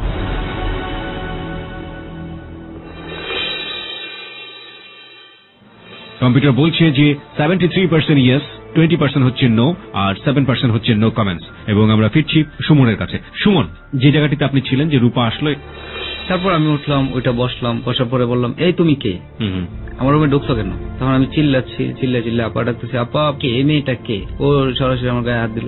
আমার বললো যে তোমার জন্য যে মেয়ে ঠিক করা হয়েছে এই সেই মেয়ে, তোমার কি পছন্দ হয়েছে? তখন আমি নিজেও ভাবতে পারছি নাকি আমি কি ঘুমিয়েছিলাম, না ঘুমিয়ে আছি নাকি স্বপ্ন দেখছি। তো যাই হোক, এই কথা বলে আমার আপা চলে যায়। তখন ওই মেয়েটা আমাকে বললে তুমি না খুব সুন্দর। তখন আমি বললাম যে এটা তুমি কেন, সবাই বলে আমি খুব সুন্দর, কিন্তু তুমি খুব কালো। তখন ওই মেয়েটা দেখে খুব মন খারাপ করে ফেলে। তখন আমারও মনটা খারাপ হয়ে যায়। তখন আমি বললাম শোনো, তুমি কালো হয়েছে তাতে কি, তুমি জানো আমার ফেভারিট কিন্তু কালো। আমি সুন্দর মানুষ পছন্দ করি না, কেননা আমি নিজেই তো সুন্দর, এই জন্য আমি সুন্দর মানুষ পছন্দ করি না। তারপর ও হাসি দিয়ে আমার পাশে বসে। এক পর্যায়ে দেখি যে যেখানে বসছে আমার পায়ের কাছে, ওইখান থেকে দেখি যে আস্তে আস্তে ও আমার সামনে দিয়ে আসে। এক পর্যায়ে ও আমার গালে একটা, প্রথম দিনই অবস্থা, প্রথম দিনে ও মানে একটু মেয়েটা প্রথম দিনে আমার মনে হয়েছে যে একটু পাগল টাইপের। তখন মনে হয়েছে ও একটা বদ্ধ পাগল। আচ্ছা, কেমন মেয়ে যে আমার আইসেই, যাই হোক আমার কাছে ভালোই লাগে, খারাপ লাগে না। ও ঘর বাইরে চলে যায়। তো ওই মেয়েটা খুব স্টাইল করে কথা বলতো। এরকম ও দেখি যে প্রতিদিনই আসে, প্রতিদিন এসে একটা পর্যায়ে ও আমার রুমে ঢুকে। তখন বাড়ির সবাই ফলো করে, কিন্তু আমার রুমে কেউ ঢুকে না। রুমেও ঢুকে লাইট নিভাই দিত। তো এই সমস্ত আর কি। 1 মাস কি তারও বেশি হয়েছে। হওয়ার পরে হঠাৎ করে দেখি যে অনেক। তো আপনার যে ইতির প্রতি এক ধরনের ভালো লাগা ছিল, সেটা কি ওই মেয়েটা আসার পরে কেটে গেল? হ্যাঁ, কেটে গেল। তখন আমি ইতির সাথে দেখা করি না। ও মানে আমাকে ডাকলে আমি বলি যে তুমি দাঁড়াও, আমি আসতেছি। তখন আমি কেটে যাই ওর কাছ থেকে। আচ্ছা, ওর প্রতি আমি আগ্রহ হয়ে যাই। তখন ও দেখি যে হঠাৎ করে নাই, 1 মাসের বেশি সময় পরে ওর বাড়িতে যায় দেখি, ও যে বাসায় থাকতো ওই বাসায় যায় দেখি ও নাই। ওর আম্মুরে জিজ্ঞেস করি ও কোথায়, তো বললো বাবা ও তো ওর আব্বুর কাছে গেছে বেড়াইতে, তো ওর আব্বু তো গাজীপুরে থাকে। আমার মন খারাপ হয়ে যায়, আমি আবার বাসায় চলে যাই। যাওয়ার পর তখন এরকম 2-3 দিন যাওয়ার পর আমার খুবই খারাপ লাগে, ভালো লাগে না। আর নেশা আমি যেটা করতাম সেটা আমার প্রতিদিন টাইমলি টাইম চলছেই, এটার মধ্যে কোনো বিরতি নাই? না, এটার মধ্যে কোনো বিরতি নেই। আচ্ছা, প্রয়োজনে দেখা গেছে আমি 3 বেলা 2 বেলা না খেয়ে থাকি সময়ের অভাবে বা খাইতে ইচ্ছা করে না, কিন্তু এটার বেলা কোনো বিরতি নেই, এটা আমার চলছেই। একদিন আমাদের বাড়ি গেট থেকে অল্প একটু দূরে এটির সাথে আমার দেখা হয়। তখন ও বলে, এই আপনি দাঁড়ান এখানে, আপনার সাথে আমার কথা আছে। কি কথা আমার সাথে বলো? আচ্ছা, আপনি হঠাৎ করে এমন হয়ে গেলেন কেন? না ঘটনা কি? না কোনো ঘটনা না, এমনি আর কি। তো ওই দিন আমার কাছে টাকা ছিল না, তখন আমি বললাম আচ্ছা তোমার কাছে কিছু টাকা হবে? কত টাকা?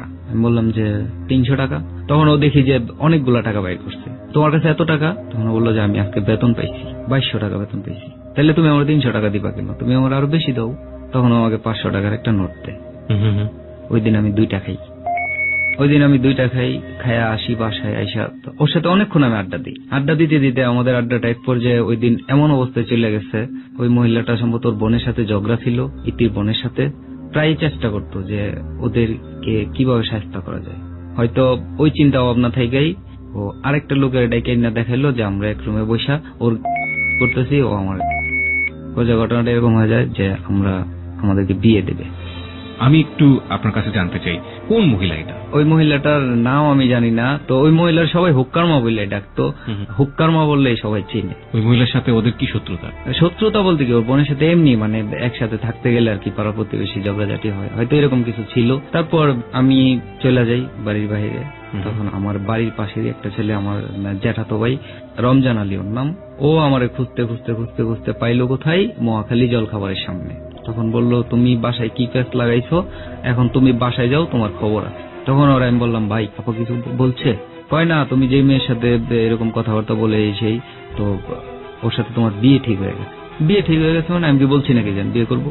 তখন আমার আপু আমাকে দেখি যে আমি বাসায় যাওয়ার পরে দেখি যে ওনারা সবাই রেডি। আমি যাওয়ার পরেই আমাকে 2-3 জন ধইরা গোসলখানায় নিয়ে গেল, গোসল করাইলো। তখন আমি একদম বোবার মতো হয়ে গেলাম। এমনি তো নেশাগ্রস্ত, আমি যে কাউরে কিছু বলবো ওরকম বলতেও পারতেছি না। তো আমার গোসল টোসল করাইয়া বেবি ট্যাক্সিতে করে কাজী অফিসে নিয়ে যাওয়া হলো। তখন আমি আবার চিন্তা করি যা হওয়ার তাই হবে। আমার ফিলিং ছিল একটাতেই, আমি নেশা করতেছি, খুব ভালো আছি। তখন ওই দিনে বিয়ে হয়ে যায়। 10 দিন পর আমার বোন প্রথম জানতে পারে যে ওই মেয়েটার গ্রামে আরেকটা বিয়ে হয়েছে। তখন আমার বোন আমার ডাকে, চিল্লায় ডাকতেছে। যাওয়ার পরে আমার তো ইচ্ছা মতো গালাগালি আর মাইক তো যা দেওয়ার দিলই, দিয়া বললো যে তুমি ওর সাথে এতদিন ইয়ে করো, তুমি কি ওরে একবার জিজ্ঞেস করছো? ও কি তোমার বলছে যে ওর গ্রামে একটা বিয়ে হয়েছে? কই না তো, আমি তো জানি না এগুলো। এই মেয়ে আমি রাখবো না। এখন তুমি যদি ওকে রাখতে চাও এখনই ওখান থেকে নিয়ে বাইরে যাবো, আর যদি বলো তুমি যে ওকে রাখবা না তাহলে তুমি এখানে থাক। এখন আমি চিন্তা করি যে শুধু আমার বোন এইভাবে ঝামেলায় পড়ে যাবো, থাক। তখন আমি আমার বোনের সাথে বললাম যে ঠিক আছে আমরা আলাদাই থাকবো। মানে আপনার বউকে নিয়ে আপনি আলাদা থাকবেন? তখন আপনি আর রোজগার কিচ্ছু করেন না? না, কিচ্ছু করি না। আপনার বোনের উপরই সম্পূর্ণ নির্ভর। আমার একটা কনফিডেন্স ছিল যে ও চাকরি করে আমিও চাকরি করবো। তখন ও যে গার্মেন্টসে চাকরি করতো সেখানে আমি না যাই আরেকটা গার্মেন্টসে যাই। তো চাকরি নেওয়ার পরে ওই অফিসে কিছুদিন চাকরি করার পরে আমার ওনার অফিস থেকে বের করে দেয়। এই ছেলেটা ছোট, এর চাকরি করার বয়স হয়নি। আমার ভাগিনা এখানে কাজ করতো। ও বললো যে কি বলেন ও ছোট, তো বিয়ে করছে। তখন ওখানকার যে প্রোডাকশন ম্যানেজার ছিল উনি আমার খুবই আদর করতো। উনি বলছে যে ও চাকরি করবে এখানে, আর বায়ার যারা আছে, যারা ছোটদেরকে পছন্দ করে না কাজ করা, তারা আসলে ওরে এখান থেকে লুকায় রাখবে। এভাবে অনেকদিন যায়। তখন একটা সময় দেখি যে আমার এগুলো ভালো লাগে না, ঘর সংসার কি বউ বিয়ে এগুলো কি করলাম। এক কথা 2 কথা ওর সাথে ঝগড়া হইতো আমার প্রতিদিন ঝগড়া হওয়ার পরে ওরা মারতাম প্রচুর। আমার সামনে যা পাইতাম আমি তা দিয়ে মারতাম। ও কি বুঝে গেছে যে আপনি তখন নেশা করেন বা এরকম কিছু? তখন ওকে আমি বুঝতে দিই না আমি নেশা করি, কিন্তু ও আমারে বলে যে কি ব্যাপার তুমি এমন হয়ে থাকো কেন, তোমার মতো ছেলেরা কিরকম চঞ্চল, তুমি কি জিন খেয়ে থাকো, মনে হয় নেশাখোরের মতো। নেশাখোরের মতো মানে তোমার কি তাই মনে হয় নাকি আমি নেশা করি? আমার দেখছো কোনোদিন নেশা করতে? আমি ওর একটা বলতাম, ও আমার একটা বলতো। তো এরকম 2 জন বলতে একদম হঠাৎ করে আমি তার গায়ে হাত উঠাই। তখন দেখা গেল প্রতিদিনই তার গায়ে হাত উঠাইতাম, আর উঠাইতাম যে মানে উঠানোর মতো উঠাইতাম, যেখানে দিতাম সেখানে ভাঙা ফেলাইতাম। ঠিক আছে। একদিন বাড়িওয়ালা, যেখানে আমি বাসা ভাড়া নিই, আমার ঘরটার ভাড়া ছিল 1000 টাকা। তো বাড়িওয়ালা আমার কাছে বাসা ভাড়া চাচ্ছে। তো আমার কাছে তো টাকা নেই, আমি টাকা যা পাই তা তো আমি ওই নেশা করতেই লাগে। ওর একটা বোন ছিল, গ্রামে থাকতো, উনি প্রতি সপ্তাহে আসতো, দেখা গেছে আমাদের যা যা লাগে তাই নিয়ে আসতো। তো একদিন একটা পর্যায়ে ওর বোন চলে গেলো, বাড়িওয়ালা আসে, আমার মেজাজ খুব খারাপ হয়ে যায়, ও উল্টাপাল্টা কথা বলে। তখন আমি দরজার পাশে একটা কাঠ পাই, কাঠ দিয়ে আমি তার পিঠে আঘাত করতে যাই, সে আঘাতটা লাগে তার মাথায়। তো মাথায় লাগার পরে ও অজ্ঞান হয়ে পড়ে যায়। তখন দেখি যে ওর মাথাটা ফাইটা যায়। তখন তাড়াতাড়ি ফার্মেসিতে নিয়ে ব্যান্ডেজ ট্যান্ডেজ কইরা ওরে বাসায় নিয়ে আসি। বাসায় ঘুমানোর পরে দেখি যে ও আবুল তাবুল বলে, কি বলে না বলে ও নিজেও জানে না, আমি নিজেও বুঝি না। হঠাৎ করে বলতেছে, এই তুই টেলিভিশন দেখতেছিস কেন, যা বাইরে এখান থেকে, আবার মানে এরকম উল্টাপাল্টা বলে। তো আমি বললাম এক ভালো জামাল, এদিক দিয়ে ওর বোনও আসতেছে, সবাই আমার উপর খেপা। এখন আমি ঠিক বুঝতেছি না যে আমি কি করব, আমি এখান থেকে পালাবো নাকি এখানেই থাকবো। তো আমার একটা ইচ্ছা ছিল কি, যাক ওরে আমি যখন এরকম করলাম তো আমি চেষ্টা করি ওরে ঠিক করা যায় কিনা। তখন আমি যেই গার্মেন্টসে চাকরি করতাম, ওই গার্মেন্টস এর একটা আপু আমাকে বললো যে তুমি নাকালপাড়া একটা হুজুর আছে খুব ভালো, ওনার কাছে নিয়ে যাও। ওই দিনই আমি সন্ধ্যার সময় হুজুরের কাছে নিয়ে যাই। তো হুজুরকে যায় সরাসরি বলতেছে যে, এই টিভি দেখতেছিস বয়া বয়া, তোরে খারাপ আমি টিভি দেখাবো। হুজুরকে আমি বুঝছি, ওরে বসাও, বসা একটা ডাব নিয়ে আসো। তো ডাবটা হুজুর পয়রা ফুটো দিয়ে দেয়, বললো যে ও এটা খাইতে চাইবে না, ওরে জোর করে খাও। ও এটা খাইতে চাচ্ছে না, তখন ওর ঠাস করে আমি একটা চটকানা দিই ওর গালে, খাবি না কেন, খা। তখন ও খুব কান্না করে, ওর চোখ দিয়ে খুব পানি পড়ে আসে, তখন আমি খুব কষ্টই পাই। যাই হোক, তখন ওরে আমি ডাবটা খাওয়াই, খাওয়ানোর পর ও দিকে যে আবার অজ্ঞান হয়ে গেছে। তখন আমি বললাম কি ব্যাপার হুজুর, ও তো অজ্ঞান হয়ে গেল। তখন বললো যে ও কিছু না, তুমি নিয়ে যাও বাসায়। ও যতক্ষণ ঘুমাইতে চায়, ও যদি 3 দিন ঘুম থেকে না উঠে, তুমি ওরে উঠাইবা না, ঘুমাইতে দিবা। তো ওরে আমি ঘুমে রাখা ওর পাশে বসে থাকি, সারা রাত্র ঘুমাইলো, সারাদিন ঘুমাইলো। পরদিন বিকাল বেলা উঠে, আমি বারবার ইচ্ছা করি যে ওরে কি উঠামো, উঠাই কিছু খাওয়ামো। আবার হুজুরের কথা মনে হয় যে হুজুর তো না করছে ডাক দিতে। তারপর ও নিজে থেকে উঠা, তখন আমি খুব কান্না করতেছিলাম ওর পাশে বসে। তখন ও বললো, কি ব্যাপার তুমি কাঁদতেছো কেন? আর আমি ঘুমাইলাম, তুমি আমার ডাক দিবা না? দেখো তো আমার শরীর কিরকম হয়ে গেছে, আমার শরীরে তো ব্যথা করতেছে কেন? তোমার এইগুলো বলতেছে। তখন আমি ওরা বললাম, কিচ্ছু না, তুমি হঠাৎ অসুস্থ হয়ে গেছিলা। এর মধ্যে ওর বোন আসছে, ও আবার খুব রাগী। তো রাগী হইলেও আবার বুদ্ধিমান। ও বলতেছে যে, সুমন, ওর যাই হয়েছে স্বামী স্ত্রীর মধ্যে তো এরকম হয়, ও তো এখন অসুস্থ, ও আমার সাথে যাক বাড়িতে, কিছুদিন বাড়িতে থাকুক, তারপর তুমি যাই নিয়ে আইসো। তখন উনি ওর বাড়িতে নিয়ে যায়। ও কি সুস্থ হলো? হ্যাঁ, সুস্থ হয়েছে। ওকে। তো ওর বোন ওরে নিয়ে গেল, নিয়ে যাওয়ার পরে বললাম, আপু আমিও যাব। তখন বললো যে, না তোমার যাওয়ার দরকার নাই, তোমার চাকরি আছে এখানে, পরে যাও, তুমি 1 সপ্তাহ পরে যাও। তখন আমি 1 সপ্তাহ পরে যাই। যাওয়ার পরে ওরা আমার যথেষ্ট অপমান করে, শুধু আমার গায়ে হাত তোলাটা বাকি রাখে, কিন্তু ওই মেয়েটাকে আমি পাই না ওই বাড়িতে। না পাওয়ার পরে তখন আমার মনটা মানে এমন করতেছে যে কোথায় গেলে আমি ওরে পাবো, ওরে আমি একবার দেখতে চাই। তো জানি না কেন ওই টাইমে মনটা এরকম করতেছিল। আসলে একটা সময় আমি সহ্য করতে পারতাম না, কিন্তু ওই টাইমটাতে ওরে যে আমি আঘাতগুলো করছি, ওই আঘাতের কথাগুলো আমার বেশি মনে পড়তো, আর ওরে আমি একটাবার দেখতে চাইতাম। ওদের বাড়ির পাশে একটা ছেলেরা আমি বলি যে, তুমি আজকে সারাদিন ওদের যেখানে যেখানে আত্মীয় স্বজন আছে তাদের সাথে ঘুরবা, আমি তোমার 500 টাকা দেবো, যাতায়াত খরচ, যাইতে যা খরচ, খাওয়া দাওয়া সব আমি তোমার দেবো। তখন ওই ছেলে রাজি হয়ে যায়। তো ওর যত যেখানে যা আত্মীয় স্বজন ছিল সব জায়গায় ঘুরে শেষ, কোথাও ওরে পাইনি আমি। তখন আমি আমার ঢাকাতে চলে আসি। সেই থেকে ওর সাথে আমার আর কোনো যোগাযোগ নেই। চলে গেল? হ্যাঁ, তারপর কোনো যোগাযোগ নাই, আমি চলে আসি। সেই রূপা আবার আসে। তখন আমি আমার নেশার পরিমাণ এতটা বাড়ায় দিই যে যা পাই তাই খেয়ে। টাকা আসতেছে কোত্থেকে? টাকা ওই টাইমে আমি আমার বোনের ঘর থেকে নিতাম, এটা সেটা নিয়ে বিক্রি করে দিতাম। দুলাভাইয়ের কাছে টাকা চেতাম, দুলাভাই বাজার করতে দিত, ওখান থেকে দেখা গেছে যা বাজারের টাকা দিত অর্ধেক টাকাই রেখে দিতাম। ওরা বুঝতো না?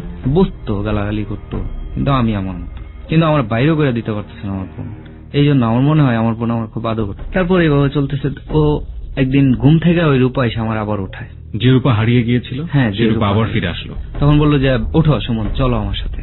তখন ওর সাথে আমি মানে এক ধরনের রাগ হয়ে কথা বলতেছি, কোথায় যাবো বেঈমান, তুমি যাও এখান থেকে, তুমি এখানে আসছো কেন, কোথায় আসছো, চলো না তোমার আমি এক জায়গায় নিয়ে যাবো। নিয়ে যাবো মানে তুমি আমার কোথায় নিয়ে যাবা, আগে চলোই না আমার সাথে। ঠিক আছে আমি যাইতে পারি, তোমার কাছে টাকা আছে? কত টাকা? ধরো 500 টাকা। 500 কেন, তুমি আমার কাছে 5000 টাকা আছে, নিবা? কই দেখি, 5000 টাকা লাগবে। টাকা বললে নিয়ে আমি ওরে নিয়ে বেরোই। তখন বললাম যে, আমার কোথায় নিবা তুমি? চলো তোমাকে একটা জায়গায় নিব, কিন্তু যেখানে নিব তুমি সেখানে থাকতে হবে, আসতে পারবে না। আমি বললাম, আমি তো টাকার পাগল, আমার টাকার প্রয়োজন, তুমি আমার জাহান্নামে নিয়ে রাখো, সময় মতো টাকা পাইলেই সে। টাকা তোমার কোনো অভাব নেই, তুমি আসো। তখন আমার আবার একটা কৌতূহল যে ওই টাকা কোথেকে আনলো, ঠিক আছে আগে যাই দেখি। তখন ওরে নিয়েই আমি ওই যেখান থেকে আমি নেশা করতাম ওই স্পটে নিয়ে যাই।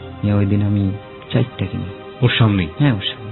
তখন ওরে বলি, দেখো এদিক দিয়ে সামনে গেলে হয়তো পুলিশ চেক করতে পারে, 2টা তোমার কাছে রাখো আর 2টা আমি খাই। ঠিক আছে। তো ও সাপোর্ট করে? হ্যাঁ, ও সাপোর্ট করছে ওইটা। ও আবার আমার বলছিল যে তুমি টাকা দিয়ে কি করবা। আমি তুমি জানো না আমি এখন নেশা করি। কয় জানি না। আচ্ছা ঠিক আছে, করলে করো, নেশা সবাই করে, নেশা তো মানুষের জন্যই। ওইভাবেই বল। ও আমাকে একটা বাড়িতে নিয়ে যায়, 5 তলাতে উঠি। এটা আমি কিছু বুঝতে পারি না প্রথমে, কি রে বাড়িতে পুরুষ লোকজন কি কেউ নাই? 5টা মেয়ে, ও সহ 6 জন, আমি একজন, 7 জন। আর লোকজন কোথায়? তখন আমি বললাম আর লোকজন না, এখানে কে থাকে, এটা কার বাসা? তখন বললো যে আমি এখানেই থাকি, এখানে আমার চাকরি। কি চাকরি করো তুমি? তখন আমি ওই দিন প্রথম বুঝি যে ও এখানে দেহ ব্যবসার সঙ্গে জড়িত। ওকে। ওইখানে থাইকা এভাবে দেহ ব্যবসা করে। তারপর ওখানে আমি থাকি, প্রতিদিন ওর যা ইনকাম হচ্ছে সেই টাকাটা ওর মালিকের কাছ থেকে নিচ্ছে, নিয়ে আমাকে দিচ্ছে। আমি প্রতিদিন সকালবেলা 10টার দিকে উঠি ঘুম থেকে, গোসল টোসল করি, করে ফ্রেশ হয়ে বাইরে সারাদিন নেশা করি, ঘুরি, যেখানে মন চায় সেখানে যাই, আবার রাতে এখানে চলে আসি। ও কি চাইতো আপনার? ও চাইতো যে আমি ওর হাজবেন্ড, পরিচয় দিছে এখানে। আমিও বলছি হ্যাঁ আমি ওর হাজবেন্ড। আর এখানে যে কয়টা মেয়ে ছিল 5-6 জন, সবার সাথে একজন করে ছিল। মানে একজন করে ছেলে? হ্যাঁ ছেলে। এটা থাকলে লাভটা কি হয়? ও আমারে যেটা বুঝাইছে যে দেখো এই মেয়েটার নাম শিল্পী, ওর নাম রনি, ওরা হাজবেন্ড ওয়াইফ, এরকম। ও যা ইনকাম করে ও খরচ করে, ওরা একই সাথে থাকে। ও যদি পারে তুমি কেন পারবো না? তোমার তো টাকার দরকার, আমি টাকা কামাবো, তোমাকে দেবো। সেটা ঠিক আছে, কিন্তু এতে ওর লাভটা কি? এখানে আমি যতটুকু মানে জানছি পরে যে একটা মেয়ের সাথে একটা পুরুষ লোক থাকা মানে ওই মেয়েটার এখানে ওদের মানে অন্যরকম একটা পাওয়ার থাকে আর কি, যা বলা হয় একটা গার্জিয়ান। হ্যাঁ সিকিউরিটি, এরকম একটা কিছু। তো এইভাবে আমি 2-3 মাসের মতো বাসাতে থাকি। এই সময়টাতে তো আপনি দেখেছেন যে ভিগোরাসলি এটা হয়েছে, ক্লায়েন্ট এসছে, এই কাজগুলো করতেছে। আপনার সাথে কোন ধরনের কোন অবৈধ সম্পর্ক ছিল? হ্যাঁ, শারীরিক সম্পর্ক তো ওর সাথে আমার হচ্ছেই, যখন আমি চাইছি তখনই হচ্ছে। ওকে। এবং আপনারা স্বামী স্ত্রী নন? না, আমরা স্বামী স্ত্রী না। ওকে। এটা আপনার খারাপ লাগেনি? হ্যাঁ, মাঝে মধ্যে একটু খারাপ লাগতো। ম্যাক্সিমাম 3 মাস পর আমার মনে আছে একদিন ওরে আমি রিক্সা করে নিয়ে 7 রাস্তা দিয়ে যাচ্ছি মহাখালী, 2টা ছেলে দাঁড়ানো ছিল, ওর দিকে আঙ্গুল তুলে দেখাইতেছে এই যে সেই মেয়েটা, মানে এরকম কিছু বুঝাইলো। তখন আমি ভাবলাম যে ওরে মনে হয় চিনে ওরা, এই জন্য ওরা আঙ্গুল দিয়ে দেখাইছে। তখন ওই দিন আমার এত কষ্ট লাগলো, তখন আমি ভাবলাম যে ওর সাথে আমি থাকবো না। তখন ও তখন বুঝতে পারতেছে যে আমি ওর সাথে থাকবো না। ওরা আমি বলছি যে তুমি এখান থেকে চলো, এখানে তোমার থাকার দরকার নেই, কেন এগুলো করো, আর তুমি কি এগুলোর সাথে কিভাবে জড়াইলা, আমাকে এটা বলো, বলতে হবে। তখন ও বললো যে দুলু নামের একটা লোক ওরে প্রথম ওর সাথে ফিজিক্যালি রিলেশন করার পর থেকেই ওই দুলু এই ব্যবসায়ী, মানে দুলুর বাসাতেও থাকতো, দুলু মানে এই সমস্ত করতো আর কি, বাসাটা চালাইতো। তখন আমি বললাম যে দুলুরে আমার দেখাইতে পারবা তুমি? তখন বল দেখালে কি হবে? না, আমার দেখার খুব ইচ্ছা। তখন আমি মনে মনে প্ল্যানিং করি যে দুলুরে আমি যেখানে যে অবস্থায় পাবো, আমার সামনে যদি একটা ইট থাকে এনাফ, আর কিছু লাগবে না, ওকে মেরে ফেলবো, এরকম একটা আমার ভিতরে কাজ করে। তো দুলুরে আমি পাই না কখনো। তো ও যে বাসাটাতে থাকতো ওই বাসাটার লোকটার নাম ছিল নাজমুল। তখন আমার মাথায় মানে এমন কিছু কাজ করে যে আমি নাজমুল রমাইয়া ফেলাম, ওরা কেন এগুলা করে। আমি চিন্তা করি নাজমুল মারতে হইলে এখান থেকে যাওয়া যাবে না, ওর বাসায় থাইকে ওরা মারতে হইব। তো নাজমুল প্রচুর মদ খাইতো। তো একদিন ও রুমে বসে মদ খাইতেছে, আমার বলে সুমন তুমি খাইবা? আমি না ভাই আমি এগুলা খাই না। তুমি তো খাও? আমি হ্যাঁ তাই তো। তো ওই দিন ওরে আমি নিজে মদ ডাইলে খাওয়াইতেছি। তো এক পর্যায়ে ও দেখি যে ওর অনেক নেশা হয়েছে। তখন আমার পকেটে ঘুমের ট্যাবলেট ছিল, যে ও এত বড় একটা মানুষ, ওরা তো আমি একা মারতে পারবো না। নাজমুলকে আপনি কেন মারতে চাচ্ছেন? মানে ওরা কেন এই ব্যবসাটা করে, ওরা কেন একটা মেয়ে মানুষ বাইরে থেকে ফুসলে ফাসলে নিয়ে আসে। এমনকি আমি নিজেও দেখছি অনেক মেয়ে মানুষকে বাসায় না বোঝানো হইতো যে এরা পারে তুমি পারবা না কেন, পৃথিবীতে বাঁচতে হইলে টাকার দরকার আছে, টাকা কামাও, জোর করে স্বাবলম্বী হও, মানে বুঝাইতো, না বুঝাইলে জোর করে করতো। যেগুলো আমার খুব খারাপ লাগতো। তখন আমি চিন্তা করি যে ওরে মাইরা ফেলবো। তখন ওরে মদ খাওয়াই দেখাইতে একটা পর্যায়ে খুব লোড হয়ে যায়, ট্যাবলেট মিশাই দেয় ওর মধ্যে। তখন নাজমুলের যে বউ, উনি মনে হয় আজ করতে পারছে যে আমি ওর একটা কিছু করবো। তখন ওই নাজমুলের বউ আমার ঘর থেকে বাইর করে দেয়। তখন চিন্তা করি দুটারে আমি মেরা ফেলাম, ওর বউরও মেরা ফেলাম, ওরও মেরা ফেলাম। আবার চিন্তা করি যে আমি 1-2 মারতে গেলে তো আমি পারবো না। আমি ওই দিন আর কিছু করতে পারি নাই। তো চিন্তা করলাম যে পরবর্তীতে অন্য কোনো ভাবে এদেরকে কিছু করব। তারপর হঠাৎ ওই রূপা ওই বাসা থেকে নামে, বলে যে বাসায় যাব, ওর মার কাছে যাবে। ওর মা জানতো রূপার ব্যাপারে? রূপার ব্যাপারে হ্যাঁ, ওর মা জানতো। তারপর ও বাসায় যায়, ওর মার সাথে দেখা করে, আমার একটু প্রেসার ট্রিট করে যে তুমি আমাকে বিয়ে করো। তখন ওরা আমি বললাম যে ঠিক আছে, আমি তোমার সাথে এতদিন ছিলাম, তুমি যা কামাইছো আমি খাইছি, তো এটা বড় কথা না, আমি তোমাকে বিয়ে করব, তুমি কি ভালো হইতে পারবা? ভবিষ্যতে কোনোদিন তুমি কি এরকম পারবা যে তুমি এগুলা করবা না, এরকম কোনো গ্যারান্টি দিতে পারবা আমারে? তখন বললো যে হ্যাঁ আমি পারবো। আমি বললাম যে ঠিক আছে তাহলে চলো। চলো বললে ওরে আমি মহাখালী এক মসজিদ গলিতে আমি ওরে বলি যে তুমি দাঁড়াও আমি আসতেছি। তখন আমি এখান থেকে চলে যাই। মানে আপনি পালিয়ে চলে আসেন? হ্যাঁ, একদম আমি নরসিংদীতে আমার গ্রামের বাড়িতে চলে যাই। তখন ওইখানে নাকি পরবর্তীতে জানতে পারলাম ও নাকি খুব কান্নাকাটি করছে, কান্নাকাটি করে এখান থেকে গেছে।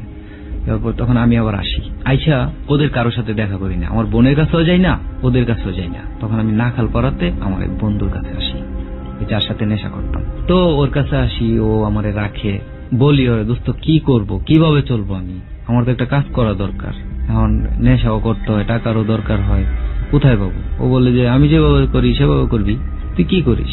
কয় ঠিক আছে এখন একটু আসছো থাক, পরে বুঝবি।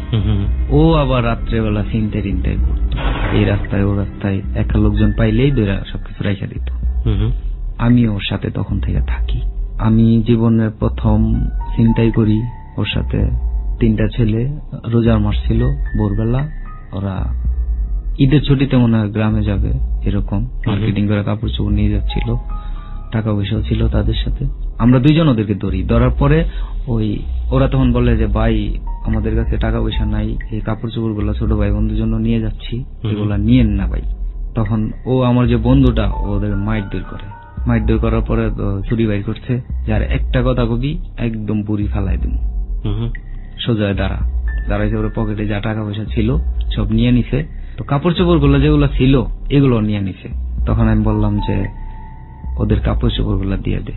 তখন আমি নিজে থেকে দিয়ে দিই। তখন আমার বন্ধুটা আমার বলে যে চিন্তাই করতে আইসা ফেরত দেওয়ার সিস্টেম নেই। তখন আমি বললাম সিস্টেম থাকুক আর না থাকুক, আজকের কাপড় চোপড় গুলো ওদেরকে দিয়ে দাও। তখন আমি কাপড় চোপড় গুলো ওদেরকে দিয়ে দিই। তো এইভাবে চলতে থাকে, 1 দিন 2 দিন ওর সাথেই থাকি, চলি। অদ্ভুত একটা ব্যাপার, খুব মন্ত্রমুগ্ধের মতো শুনছি, এবং আমি আজকে কোশ্চেন খুব কম করছি, কারণ যা ঘটে যাচ্ছে একটা শান্ত নদীর স্রোতের মতো। হ্যাঁ, কখনো কখনো ঢেউ আসছে, কখনো শান্ত, কখনো ধাক্কা দিচ্ছে। অদ্ভুত রকমের অনুভূতি, যারা যাচ্ছেন তারা বুঝতে পারবেন, খুব মনোযোগ দিয়ে শুনছেন। এই একটা মানুষ, যে মানুষ অপরাধ করছে, সেই অপরাধের মধ্যেও এক ধরনের ন্যায়, নীতি, বিবেকবোধ কাজ করছে। দেখুন, ছিনতাই করছে, একজন বন্ধু বলছে যে ছিনতাই করতে এসে এসব ফেরত দেওয়ার কোনো নিয়ম নেই, কিন্তু ও কিন্তু বলছে কাপড়গুলো রিটার্ন দিয়ে দাও, কারণ ওর মনের ভিতরে ওই মনটা তখনও বেঁচে আছে যেগুলো ভাই বোনের জন্য কিনেছে। আমরা ঠিক সেই জায়গাটাই বলি, যা বলিব সত্য বলিব, যে আপনি যখন কোনো অপরাধ করেন তখন আপনার বিবেক ঘুমিয়ে থাকে।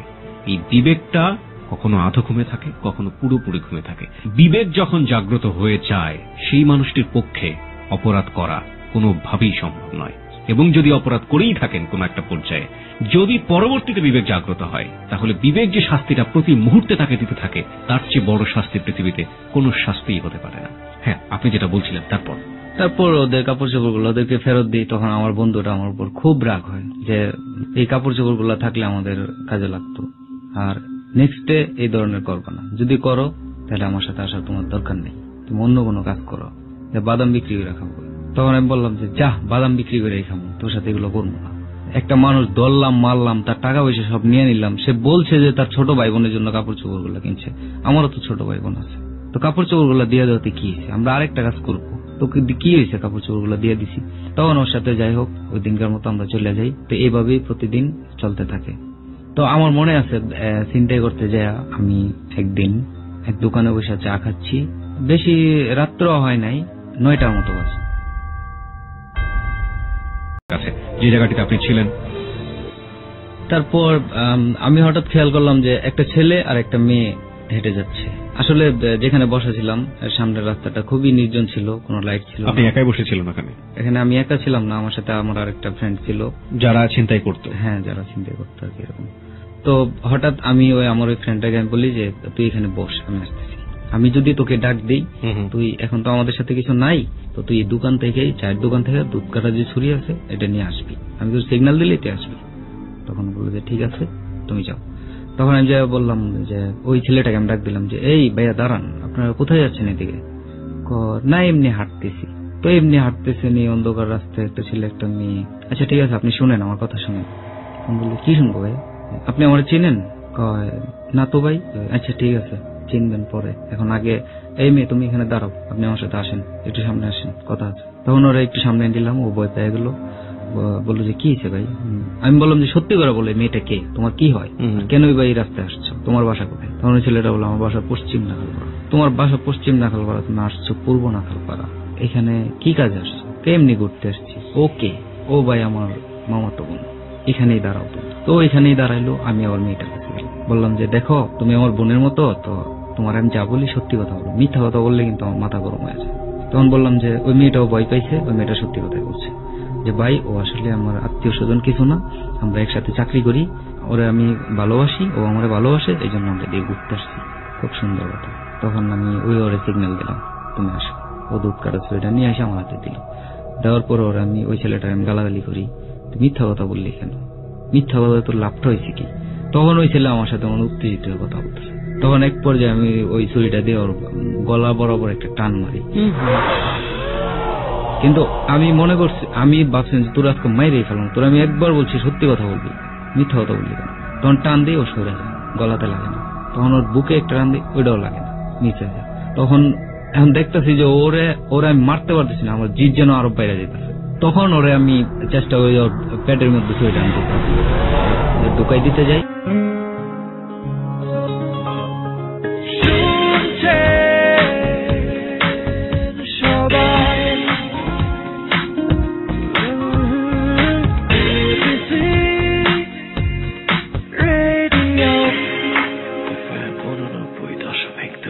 This track was downloaded from FusionBD.com.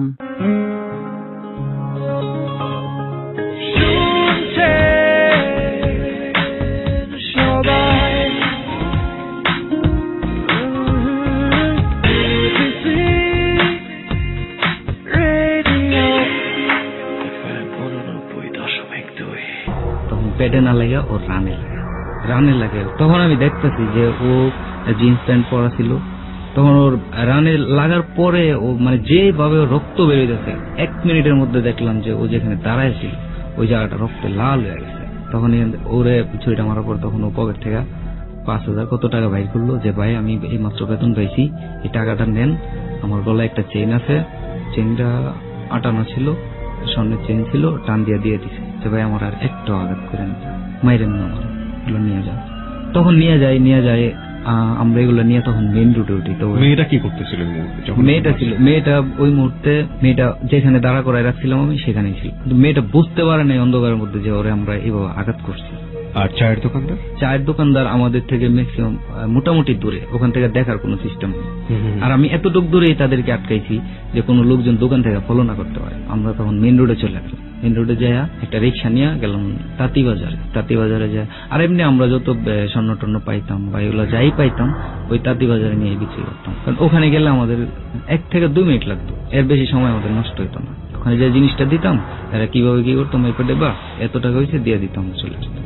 আমি যাই করতেছি, যেখানেই যাচ্ছি, আমার শুধু ওই সিনটাই মনে হচ্ছে যে আমি কি করলাম, এভাবে একটা ছেলের আঘাত করলাম, এতগুলা রক্ত শরীর থেকে বাইরে এলো কিভাবে জানেন? ওই দিনে মানসিক ভাবে মানে এতটা দুর্বল হয়ে পড়ছি।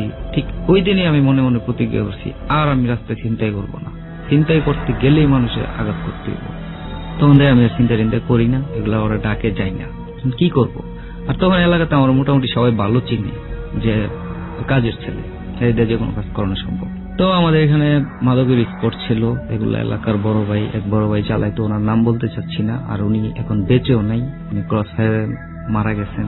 ওনার আন্ডারে আমি থাকি, আমার বেতন প্রতিদিন 300 টাকা। কোনো কাজকর্ম নেই, এই স্পটের পাশে ঘোরাফেরা করি, কোনো গ্যাঞ্জাম হলে এগুলো দেখি। আবার এখানে স্পটটা নিয়ে আরেক গ্রুপ প্রতিদিনই ফাইট করতো, বোমাবাজি হইতো। এটা নাখালপাড়া রেলগেট থেকে নিয়ে তেজগাঁও রেল স্টেশন পর্যন্ত এতটুকুর মধ্যে প্রতিদিনই গুল্লাগুল্লি হইতো, বোমাবাজি হইতো। দেখা গেছে এক পাশে প্রতিপক্ষ, আরেক পাশে আমরা, আরেক পাশে পুলিশ, এরকম। তো এরকম অনেকদিন চলার পরে তখন আমার এখানেও ভালো লাগে না, যে এখানে গ্যাঞ্জাম, কোন দিন ময়রা টেরা যায়, কে ময়রা টেরা ফালায়, কি করবো, এরকম চিন্তা ভাবনা করতেছি। তখন আমার মাথায় আবার ওই রূপার চিন্তা আসে। তো ওর খবর নিতে যায়, ওরা যে বাসায় থাকতো ওই বাসায় গেলাম। যাওয়ার পরে জিজ্ঞেস করলাম, তখন ওরা বলে যে ওরা শাহিনবাগে থাকে। তখন আমি শাহিনবাগে যাই ওর মামার বাসায়। তো ওর মামার বাসায় যাওয়া বললাম, ওর মামিরে পাইলাম, ওর মামানিরে বললাম যে মামি, রূপারা কোথায় থাকে? এই তো সামনে বাসাতে থাকে। তখন ওই রূপাই একটা বাচ্চা কোলে করে নিয়ে অন্ধকারে গেট থেকে বাইরে, আমি ওর চিনতে পারি নাই। তখন আমি বললাম যে আপু এখানে রূপাদের বাসা কোনটা? রূপাকে আপনি বলছেন? হ্যাঁ রূপাকেই আমি বলছি। তখন রূপা বলতেছে যে রূপাদের বাসা যেটাই হোক আপনার কোনো প্রয়োজন নেই, আপনি চলে যান। তখন আমি বললাম যে এটাই রূপা। তখন ও সামনে হাঁটে, আমি ওর পিছন পিছন বলি রূপা দাঁড়াও প্লিজ, আমার একটা কথা শোনো। না তোমার সাথে কোনো কথা নেই, তুমি আমার সাথে প্রতারণা করছো, তুমি আমার কোথায় রেখে গেছো। এই ঘটনা ঘটার কতদিন পরে রূপার সাথে দেখা আপনার? ম্যাক্সিমাম 1 বছর পর। যারা ড্রাগ নেয় তাদের জীবনটা যে আসলে এরকমই হয়, মানে ছন্ন ছাড়ার মতো, কোনো ধরনের কোনো রুটিন নেই, কোনো সিলেবাস নেই, জীবনে একটাই মাত্র ধ্যান এবং জ্ঞান, টাকা কোত্থেকে আসবে এবং ড্রাগটা কিভাবে নিব। এবং মোস্ট কমন কেস যারা ড্রাগ নেয় তাদেরকে স্টাডি করে দেখবেন যে একদম কমন ক্যারেক্টার এই জায়গাটাতে। দুনিয়া যেদিকেই যাক না কেন টার্গেট একটাই, ড্রাগ নিতে হবে এবং সেটা যে কোনো উপায় হোক না কেন, এবং বাকি সব কিছু গোল্লায় যায়। হঠাৎ করে মনে পড়বে পুরোনো দিনের একটা কথা, তারপরে ওটার পেছনে ছুটবে, তারপর আবার ওটাও হারিয়ে যাবে। This are very common character. Okay, তারপর রূপার আমি অনেক অনুরোধ করি, ও কোন অবস্থাতেই দাঁড়াইতেছে না। তখন মানে আমার মেজাজ এত খারাপ হয়েছে, তখন ওরে আমি বললাম এই তুমি দাঁড়াইবা না আমি অন্য কিছু করব। তখন ও দাঁড়াইছে। কি করবা তুমি, কি করতে পারবা? তখন আমি ঠাস করে একটা চটকানা দিয়ে দেওয়ার পর ও কান্না করে। তখন ওরা হাতটা ধরিয়ে আমি ধরে, ও যেই গেট দিয়ে বাইরেছে ওই গেট দিয়ে আমি আবার ওরা ঢুকাই বললাম তোমার রুম কোনটা, চলো রুমে চলো। রুমে নিলাম। তখন ওর মার সাথে আমার কথা হয়। তখন ওর মারে বললাম যে আপনার মেয়েকে আমি বিয়ে করবো আজকে, এখন এই মুহূর্তে। ওর মা বলে অসম্ভব। কেন অসম্ভব? আপনি বলেন নাই আমার বোনের যে আমার সাথে বিয়ে দেবেন? কয় তোমার বোন রাজি হবে না, এই সেই। তখন ওই মহিলা বুঝতে পারছে যে আমার ফ্যামিলির আমি জানাই দিছি, আমার বোনের আমি জানাই দিছি, আরে আপু তুমি কার সাথে আমার বিয়ে ঠিক করলে, এই মেয়ে কে, কি তুমি জানো এগুলো আমার আপুর আমি একদিন বলছিলাম। ওকে, রাজি হবে না এক পর্যায়ে ওর ঘরের জিনিসপত্র আমি কিছু ভাঙচুর করছি। ওই সময়তেই আমার একটাই আছে, আমি যেই গ্রুপের সাথে কাজ করি ওই গ্রুপের নাম শুনলে ফুল তেজগাঁও এলাকা শাহিনবাগ কেন কেউ আমার সামনে আসবে না। তখন আমি ঘরে ভাঙচুর করি পর ওর মা এক পর্যায়ে রাজি হয়। তখন তার আমি তিব্বত কলোনি বাজার কাজী অফিসাই না, তার সাথে আমার বিয়ে ওই রাতেই। কাজী আমাদের বিয়ে দেবে না, ছেলেরও বয়স ঠিক নাই। আচ্ছা ছেলেরটা যেভাবে হোক চালাই নেওয়া যাবে, কিন্তু মেয়ের বয়স ঠিক নেই। তখন আমি কাজীরে কই যে কাজী সাহেব আপনি বলছেন মেয়ের বয়স ঠিক নেই, মেয়ে সম্বন্ধে আপনি কিছুই জানেন না। মেয়ের বয়স ঠিক আছে তো আছে, আর তার চেয়ে বেশি ঠিক আছে, আপনি বিয়ের দরকার বিয়ে করান। এখন উনি পড়াবে না। তারপর যাই হোক এলাকাতে আমার একজনের সাথে পরিচয় ছিল, উনিও এলাকার প্রভাবশালী, ওনার কাছে আমি যাই। উনি তখন আসে আমাদের বিয়েতে। উনি আসার পর সাথে সাথে আমাদের বিয়ে হয়। এখন বিয়ে হওয়ার পর ওদেরকে আমি রিক্সাতে উঠাই দিই, ওর মারে আর ওকে, তোমরা চলে যাও আমি এখানে থাকি। তুমি যাবো না আমাদের সাথে? না, আমি একটা বাসা নেবো তারপর তোমাকে আনবো। তো এরকম করতে করতে 3-4 দিন গেল। যাওয়ার পরে 3-4 দিন পরে একদিন রাত্রে আমি 10টা বাজে ওদের বাসায় যাই দেখি রূপা নাই। তখন ওর মারে আমি মাও বলতাম না, শাশুড়িও বলতাম না, বলতাম যে খালাম্মা রূপা কোথায়? তখন বলে যে রূপা তোর বান্ধবীর সাথে বেড়াইতে গেছে। এখন বাজে 11টা, আপনি বলছেন বেড়াইতে গেছে, আজকে আমি দেখবো কোন বেড়ানি বেড়ায় কোত্থেকে আসে। তখন 12টা 1টা 2টা বাজছে, তখনও সে আসে না।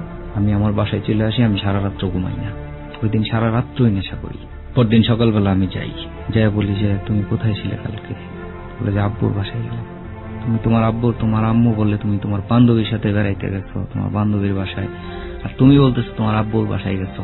আমি বুঝছি, আমাকে আর বুঝাইতে হবে না, তুমি এখন এই মুহূর্তে তোমার কাপড় চোপড় গোছাও, তোমাকে আমি এমন জায়গায় নিয়ে যাবো যেখানে তোমার বেড়ানোর জায়গা থাকবে না, কোনো মানুষ থাকবে। তখন আমি ভাবলাম যে ওরে নিয়ে শহর ছেড়ে দেবো। ঠিকই আমি ওই দিন রাত্রি ওই নিয়ে শহর ছেড়ে দিই। আপনাকে বিয়ে করার পরেও সে ধরনের কাজ করতো, কেন করতো জানি না। আমি একটা সময় জিজ্ঞেস করছিলাম পরবর্তীতে, তখন সে আমাকে বলছে এটা আপনাকে আমি পরে বলছি। তখন তারে আমি নরসিংদীতে নিয়ে যাই। তো আমার বড় ভাইয়ের ওখানে যাই, আমার বড় ভাই আমাকে একটা ঘর ভাড়া নিয়ে দেয়। মানে নরসিংদী বিসি এলাকাতে একটা গার্মেন্টস ছিল, তো রূপার ওই গার্মেন্টসে চাকরি নিয়ে দেয়। আর আমি তখন বেকারই ছিলাম 1 সপ্তাহ মতো। তখন আমাদের চানাচুরের ব্যবসা ছিল, আমাদের বাড়িতে চানাচুর বানানো হইতো, আমার বানায় বিক্রি করতো। তখন আমার মাথায় আইডিয়া আসলো যে আমি তো চানাচুর বানাইতে পারবো, আমি বাড়িতে যাই, তেলের কড়াই টড়াই এগুলো আমি নিয়ে আসি, টাকা পাবো কোথায়? তখন ওই রূপার সাথে কানের দুল ছিল স্বর্ণের, 2600 টাকা না কত টাকা বিক্রি করিয়ে দিই। বিক্রি করে ওই টাকা দিয়ে আমি অল্প অল্প করে জিনিস কিনা মালপত্র কিনা চানাচুর বানাই। এখন আমি এগুলো বিক্রি করবো কিভাবে? এখন এগুলা দোকানে দিতে গেলে পলি লাগবে, এসে অনেক ঝামেলা। তখন আমি ওই ঝালমুড়ি যেভাবে বিক্রি করে এভাবে বিক্রি করতাম। মানে আপনি ফেরিওয়ালা হলেন? হ্যাঁ, ফেরিওয়ালা হলাম তখন। কিন্তু ও যে চাকরি করে, ওর ছুটি হয় 5টা বাজে, ও বাসায় আসে 8টা বাজে 10টা বাজে। ইচ্ছা করে মানুষে একদিন ওরে নিয়ে আমি মেন রাস্তা থেকে বাড়ির দিকে ঢুকতেছি, ইচ্ছা করে একটা ছেলের সাথে ধাক্কা। আমি জানেন না কি প্রিয় ভাই, আমার এতটা বিরক্ত লাগতো যে ওরে মাইরা ফেলাম, কি করবো, ওরে তো আমি চাই ও ভালো হোক, ও কেন এমন করে। যাই হোক, কিছুদিন থাকার পর ও হঠাৎ করে নরসিংদী থেকে আমাকে কিছু না বলে ডাকা চলে আসে। তখন ওরে আমি এসে ধরলাম ডাকাতে, ইচ্ছা মতো ওরে আমি মারি, মারতে মারতে মারতে মারতে একটা পর্যায়ে ওর মা আসে, ওর মা সামনেই মারি। তখন ওর মাও ফিরায়, সবাই ফিরায়। ফিরানোর পরে আমি যে কথাবার্তাগুলো বলি ওখানে আমার কেউ আর আটকাইতে পারে না।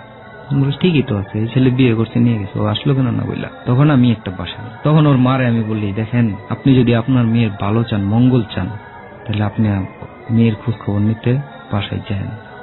কেন? তখন আমি জানতে পারছি একজনের কাছ থেকে যে ওর যে ক্লায়েন্ট গুলা ছিল এগুলো ওর মাই জোগাড় করে দিত। ওকে। তখন ওর মা বলে ঠিক আছে আমি যাব না। তখন 7 তলা বস্তিতে একটা গড় নেই, ও বলে যে গর্জে নিসস, এইভাবেই বলতেছে আমার, গর্জে নিসস কি আমার খাওয়াবি করতে গেছে আপনার ওয়াইফ? হ্যাঁ। তখন আমি বলছি আমি যতক্ষণ কোনো কাজকর্ম না করতে পারবো ততক্ষণ আমার শরীরে রক্ত ফেলে বিক্রি করবো, প্রয়োজনে আমি খাবো না, তুমি খাবে, ঘরে থাকবে। যাই হোক, তখন এখান থেকে যেই বাড়িওয়ালার আমরা ঘরটা ভাড়া নিই, ওই বাড়িওয়ালা বলে তুমি রিক্সা চালাইতে পারবা? তখন আমি বললাম যে জি পারবো। আপনি কি তখনও নেশা করেন? হ্যাঁ, আমি তখনও নেশা করি। নেশা আমার চলছে। কিভাবে পেতেন তখন আপনি? ও না, মাঝখান দিয়ে একটা কথা ভুলে গেছি আমি যখন ওই যে ছিনতাই টিনতাইয়ের সাথে জড়িত হয়ে যাই তখন একটা পর্যায়ে দিয়ে দিতাম, অনেক বেড়ে যায়। তখন একটা খেতে 500 টাকা লাগে, এত টাকা জোগাড় করা আমার পক্ষে সম্ভব না। তো আমার বন্ধু বান্ধবরা অনেকে বলে যে বিকল্প একটা নেশা আছে। কি সে নেশা? সে নেশা হলো, তখন প্রথম আমি একদিন 50 টাকা দিয়া এক পুরিয়া কিনি, ওই দিন খাই। তখন দেখি যে এটা সেমই ওটার মতোই, ওটা আরো ভালো লাগে। তখন এই শুরু হয় আমার খাওয়া। তারপর তার মানে তখন আপনি রিক্সা চালানো অবস্থায় বা যখন আপনি রিক্সা চালানোর প্ল্যান করছেন তখন আপনি এই নেশাটা নিচ্ছেন? হ্যাঁ হ্যাঁ, ওকে। তখন রিক্সা চালাচ্ছি, খাওয়াচ্ছি। তখন ওর মা একদিন দেখি যে টাইমটাতে আমি বাসায় থাকার কথা না আমার, আমি দুপুরবেলা একটা রিক্সা নিয়ে বেরোইলে আস্তে আস্তে রাত্রে 10টাও বাজতো, 11টাও বাজতো, কোনোদিন 12টাও বাজতো। তো আসার সময় আমি ভাবতাম যে ওর জন্য কিছু নিয়ে যাই। হলো আমি 1/2 কেজি দুধ নিলাম, 1 প্যাকেট, 1/2 কেজি আঙ্গুর নিলাম, বা এই সমস্ত নিয়ে আমি বাসায় যেতাম। তখন একদিন যাই দেখি ওর মা দরজার সামনে দাঁড়ানো, ভিতরে একটা লোক ওর সাথে কথা বলতেছে। তখন কি ভাবে আমি এত উত্তেজিত হয়েছিলাম যে তখন ওর মার ডাইরেক্ট আমি ওর মার হাত ধরে বলি যে আমি না আপনাকে বলছি আমার বাসায় আসবেন না, কেন আসলেন? আর এই লোককে? তখন ওই মহিলা নোয়াখিলা ভাষায় কথা বলতো, কয় এতির মামু এত নেই। তখন আমার এমন মেজাজ খারাপ হয়েছে, তখন আমি ওই মহিলার ধাক্কা মেরা ফেলাই দিই, রূপা করতে হবে। কি তুমি আমার মারে ধাক্কা মেরা ফেলাই দিস? আমি মাত্র ফালাইছি, এখন দেখ আমি কি করি। তখন ইচ্ছা মতো ওর মায়ের মারি, ওরে আমি কিছু বলি না, ওর মায়ের গায়ে, কারণ ওর মা ক্লায়েন্ট গুলো জোগাড় করে দিত, পাশাপাশি টাকা পয়সা দিয়ে ও নিয়ে যেত। মানে এইগুলো আমার অন্য একজন বলছে মানে যথেষ্ট প্রমাণও দিচ্ছে আমাকে। তো সবকিছু মিলে গেছে। তখন আমার রক্ত মাথা, তখন ওই দিন ওর মারে প্রচুর মারে। তখন ওর মারে মারি, তো ওর মাও আমার এক পর্যায়ে আমার এই আঙ্গুলটাতে কামড় মারে, আঙ্গুলটা ওর মুখের ভিতরে ঢুকে যায়। তখন আমার এই কামড় দিয়ে দিক দিয়ে পায়রা যায়, অনেক রক্ত হয়। তখন ওর মা খুব কান্না করে, ও কান্নাকাটি করে। তখন ওরেও মারছে, ওর মারেও মারছে। তখন ওই জায়গাটাতে আমার যে সবচেয়ে বড় বোন, মানে যে বোনের কথা আগে বলছিলাম, যে বোনের ওই বাসায় আমি থাকতাম, দুধ বিক্রি করতাম, ওই বোন না, এর উপরও আরেকজন আছে, উনি আবার ওই 7 তলাতে থাকতো। আমি ওই যে ভদ্রলোকটা ভেতরে ছিল, ভদ্র না অভদ্র আমি ঠিক জানি না, সম্বোধন সূচক ভদ্রলোক বলছি, উনি কি আসলে মামু ছিল নাকি ক্লায়েন্ট ছিল? ক্লায়েন্ট ছিল, কোনো মামা ছিল না। ওর মামা একটা, ওর মামাকে আমি চিনি। একটা যেটা হচ্ছে যে এই যে যখন এই প্রহারগুলো আপনি করছিলেন তখন ওই ভদ্রলোক কি করছিল? ওই ভদ্রলোক তখন এখান থেকে কেটে চলে গেছে। ওকে, ধরেন নাই ওকে যে আমি ধরবো, মানে ওর মারে মাইরা টেরে, তখন আমি ঘরে ঢুকছি, ওরে দেখতে যাই, দেখি ও নাই, ও চলে গেছে। তখন আমি বললাম যে ও কই, ওই রূপাকে বলতেছি যে ও কই, ওই লোকটা কই, তোমার মামা কই? কয় মামা চলে গেছে। তোমার মার ভাই, তোমার মারে আমি মারতাছি, আমার সামনে আমার বোনের কেউ গায়ে হাত দিতে পারবো? আমার জীবন থাকতে আমি দেবো তাকে হাত দিতে? যাক, মায়ের পিঠে এখানে প্রচুর হয়, আমার হাত দিয়ে প্রচুর রক্ত ঝরে, আঙুল ফাইটা। তখন আমার ওই বড় বোনটা আসে আমার ডাক্তারের কাছে নিয়ে যায়, ওর বাসায় আমাকে নিয়ে আসে। যাই হোক, কিছুদিন পর ওর সাথে আবার কথাবার্তা বলি, বলে আর আমি আমার বাড়িতে নিয়ে যাই সরাসরি। তখন আমি বললাম যে এখন আর ভয় পাইলে চলবে না, আমার সংসার বাঁচাইতে হইলে আমি ওরে ভালো, আমার টার্গেট ছিল যে ওকে আমি ভালো করবই। আমার জীবন আমি যা করছি সবই তো খারাপ করছি, তো এই একটা কাজ যদি আমি ভালো করতে পারি, মেয়েটাকে যদি আমি ভালো করতে পারি, তো চেষ্টা করি না একটু। তখন ও আমার বাড়িতে নিয়ে যাওয়ার পরে তখন আমার আব্বা কিছু বলে না, আমার মা অনেক কান্নাকাটি করার পর ও আবার খুব চতুর ছিল, রূপা মেয়েটা, মানে কারে কিভাবে সামলাইতে হইব ও খুব ভালো বোঝে। তো আমার ঘরে ঢুকা মাত্রই ও আমার ঘরে কাজকর্ম শুরু করে দিল, গরম পানি করে আমার আব্বারে কল্পার টাইম না নিয়ে মানে জোর করে বসে, আব্বা আসেন গোসল করেন, অন্যরকম একটা পরিবেশ তৈরি করছে।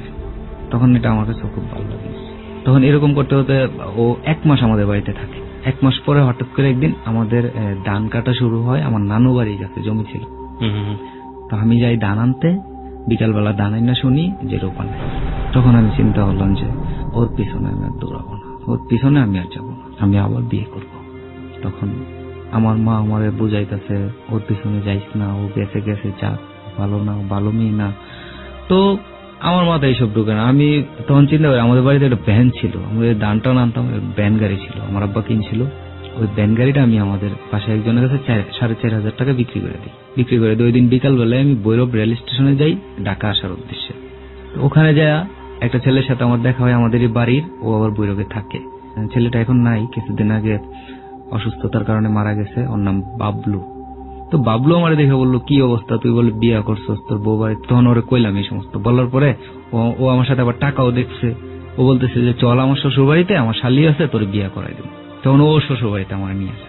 তোর শাশুড়ির সাথে কথাবার্তা বলে, ওর ইয়ের সাথে কথাবার্তা বলার পরে ও শালিরে বিয়ে দেয় না, বলে যে না, তোমাদের বাড়ি আমি দেখছি, তোমার আব্বারও চিনি, তোমার আম্মারও চিনি, ওনারা মানবেন না, এটা পরবর্তীতে আমার দোষারোপ করবো। ও আরেক জায়গায় আরেকজনের মাধ্যমে ওনার 500 টাকা দেই, ওই যারা বলে এলাকার ঘটক নাকি উনি যে আরেকটা মেয়ে জোগাড় করে আমারে দেখায়। তখন আমি বলি যে না, এই মেয়ে আমার পছন্দ না। তখন ওই ঘর থেকে বাইরের সময় দেখি যে ওর একটা ছোট বোন, যে মেয়েটার আমার দেখাইছে ওরই ছোট বোন, মাহমুদা নামটা আমি পরে জানতে পারি যে ওর নাম মাহমুদা। ওর আমি দেখি, আমি এই মেয়েটা কে, ওরে আমার পছন্দ হয়েছে, ওরা আমি বিয়ে করবো। তো ওদের পরিবেশটা এতই, মানে ওরা এতই গরিব ছিল যে খুব জঘন্য গরিব ছিল, ওদের টাকা পয়সা ব্যাংকে খরচ করার বিয়ে দেওয়ার মতো ক্ষমতা ছিল। তখন আমি আমার টাকা দেওয়া কাপড় চোপড় কিনে ওই মেয়েটার সাথে আমার বিয়ে দিয়ে দেয়। আপনার অতীত জানতো না, তারা আমার কিছু জানতো না। ওরা মানে আমারে কি ভাই, ওরা আমার পোশাক পরিচ্ছেদ, আমার কথাবার্তা এগুলা শুনে মানে ওরা পাগল হয়ে গেছে। একজন এমনকি আমি এটাও শুনছি যে ওর এক ফুফু না চাচি হয়, বলতেছে যে এরকম ছেলে পাওয়া মুশকিল, পরে যা হবে হবে, এখন আগে আটকাও, বিয়েটা দিয়ে দাও। তো ওরা আবার এই গ্রামের এক হুজুর আইনা ওর সাথে আমার বিয়ে দিয়ে দিল। এটা আপনার 3 নম্বর বিবাহ, রাইট? হ্যাঁ। এবং প্রথম স্ত্রীটা কোথায় গেল আপনি জানেন না? জানি না। দ্বিতীয় স্ত্রী, সেও চলে গেল এবং যাওয়ার এটার কোনো ফিনিশিং হলো না, এবং তৃতীয় আরেকটা স্ত্রী আপনার ঘরে আসলো। ওকে, তারপর ওর সাথে আমার বিয়ে হয়ে যায়। বিয়ে হওয়ার পরে এখন আমি চিন্তা করি যে এখন ওকে নিয়ে আমি কোথায় যাব, না বাড়িতে যেতে পারবো, না ঢাকা আসতে পারবো। যে জায়গাটিতে ছিলাম, আপনার 3 নম্বর স্ত্রী যিনি মাহমুদার বয়স তখন কত? নিশ্চয়ই সে প্রাপ্তবয়স্ক ছিল না বিয়ে করার মতো, আমি গেস করছি যেটা। না ছিল না। ওকে, ফাইন। তারপর বিয়ে হয়ে যায় তার সাথে আমার। তখন ওদের বাড়িতে আমি কিছুদিন থাকার পরে আমি আবার ঢাকাতে চলে আসি। ওকে বলি যে পরে এসে নিয়ে যাবো। তো আমি ঢাকাতে আসার পর দেখা গেছে ওর সাথে আমার প্রায় অনেকদিন যোগাযোগ নেই, মাহমুদার সাথে। আবার আমি রূপারে খুঁজে বাইর করি, ওর সাথে আবার জড়াই করি। তখন ওরে আমি রূপারে জিজ্ঞেস করি যে তুমি ভালো হইলা না, আমার বাড়িতেও থাকলা না, আর এখন আমার সাথে দেখা হয়েছে, আমার বাসা চিনেলা, বাসায় নিয়ে আসলা, আসলে তুমি কি চাও? তখন ও বলে যে আমি চাই তুমি আমার পাশে থাকো, তুমি চাও না আমাদের ভবিষ্যৎ হোক, একটা বাড়ি হোক, তুমি একটা কিছু করো ভবিষ্যতে। তখন আমি বলি যে এগুলো তো আমরা সৎপথে ইচ্ছা করলে করতে পারি, তুমি গার্মেন্টসে চাকরি করো, আমি পরিশ্রম করি, তা তো হয়ে যাবে। ও পরিশ্রমে বিশ্বাসী না, পরিশ্রম করে কেউ এই যুগে বাড়ি করতে পারে না। ওর কথা একটাই, একদিন ওরা আমি বলছি যে আজকে রাত্রে তুমি কোথাও যাবা না। মাহমুদাকে বিয়ে করার পরে কেন আপনি রূপার কাছে আবার আসলেন? আসছি আমি ঢাকাতে আসার পর ও আমার খুঁজে বাইর করে ওর সাথে নিয়ে গেছে।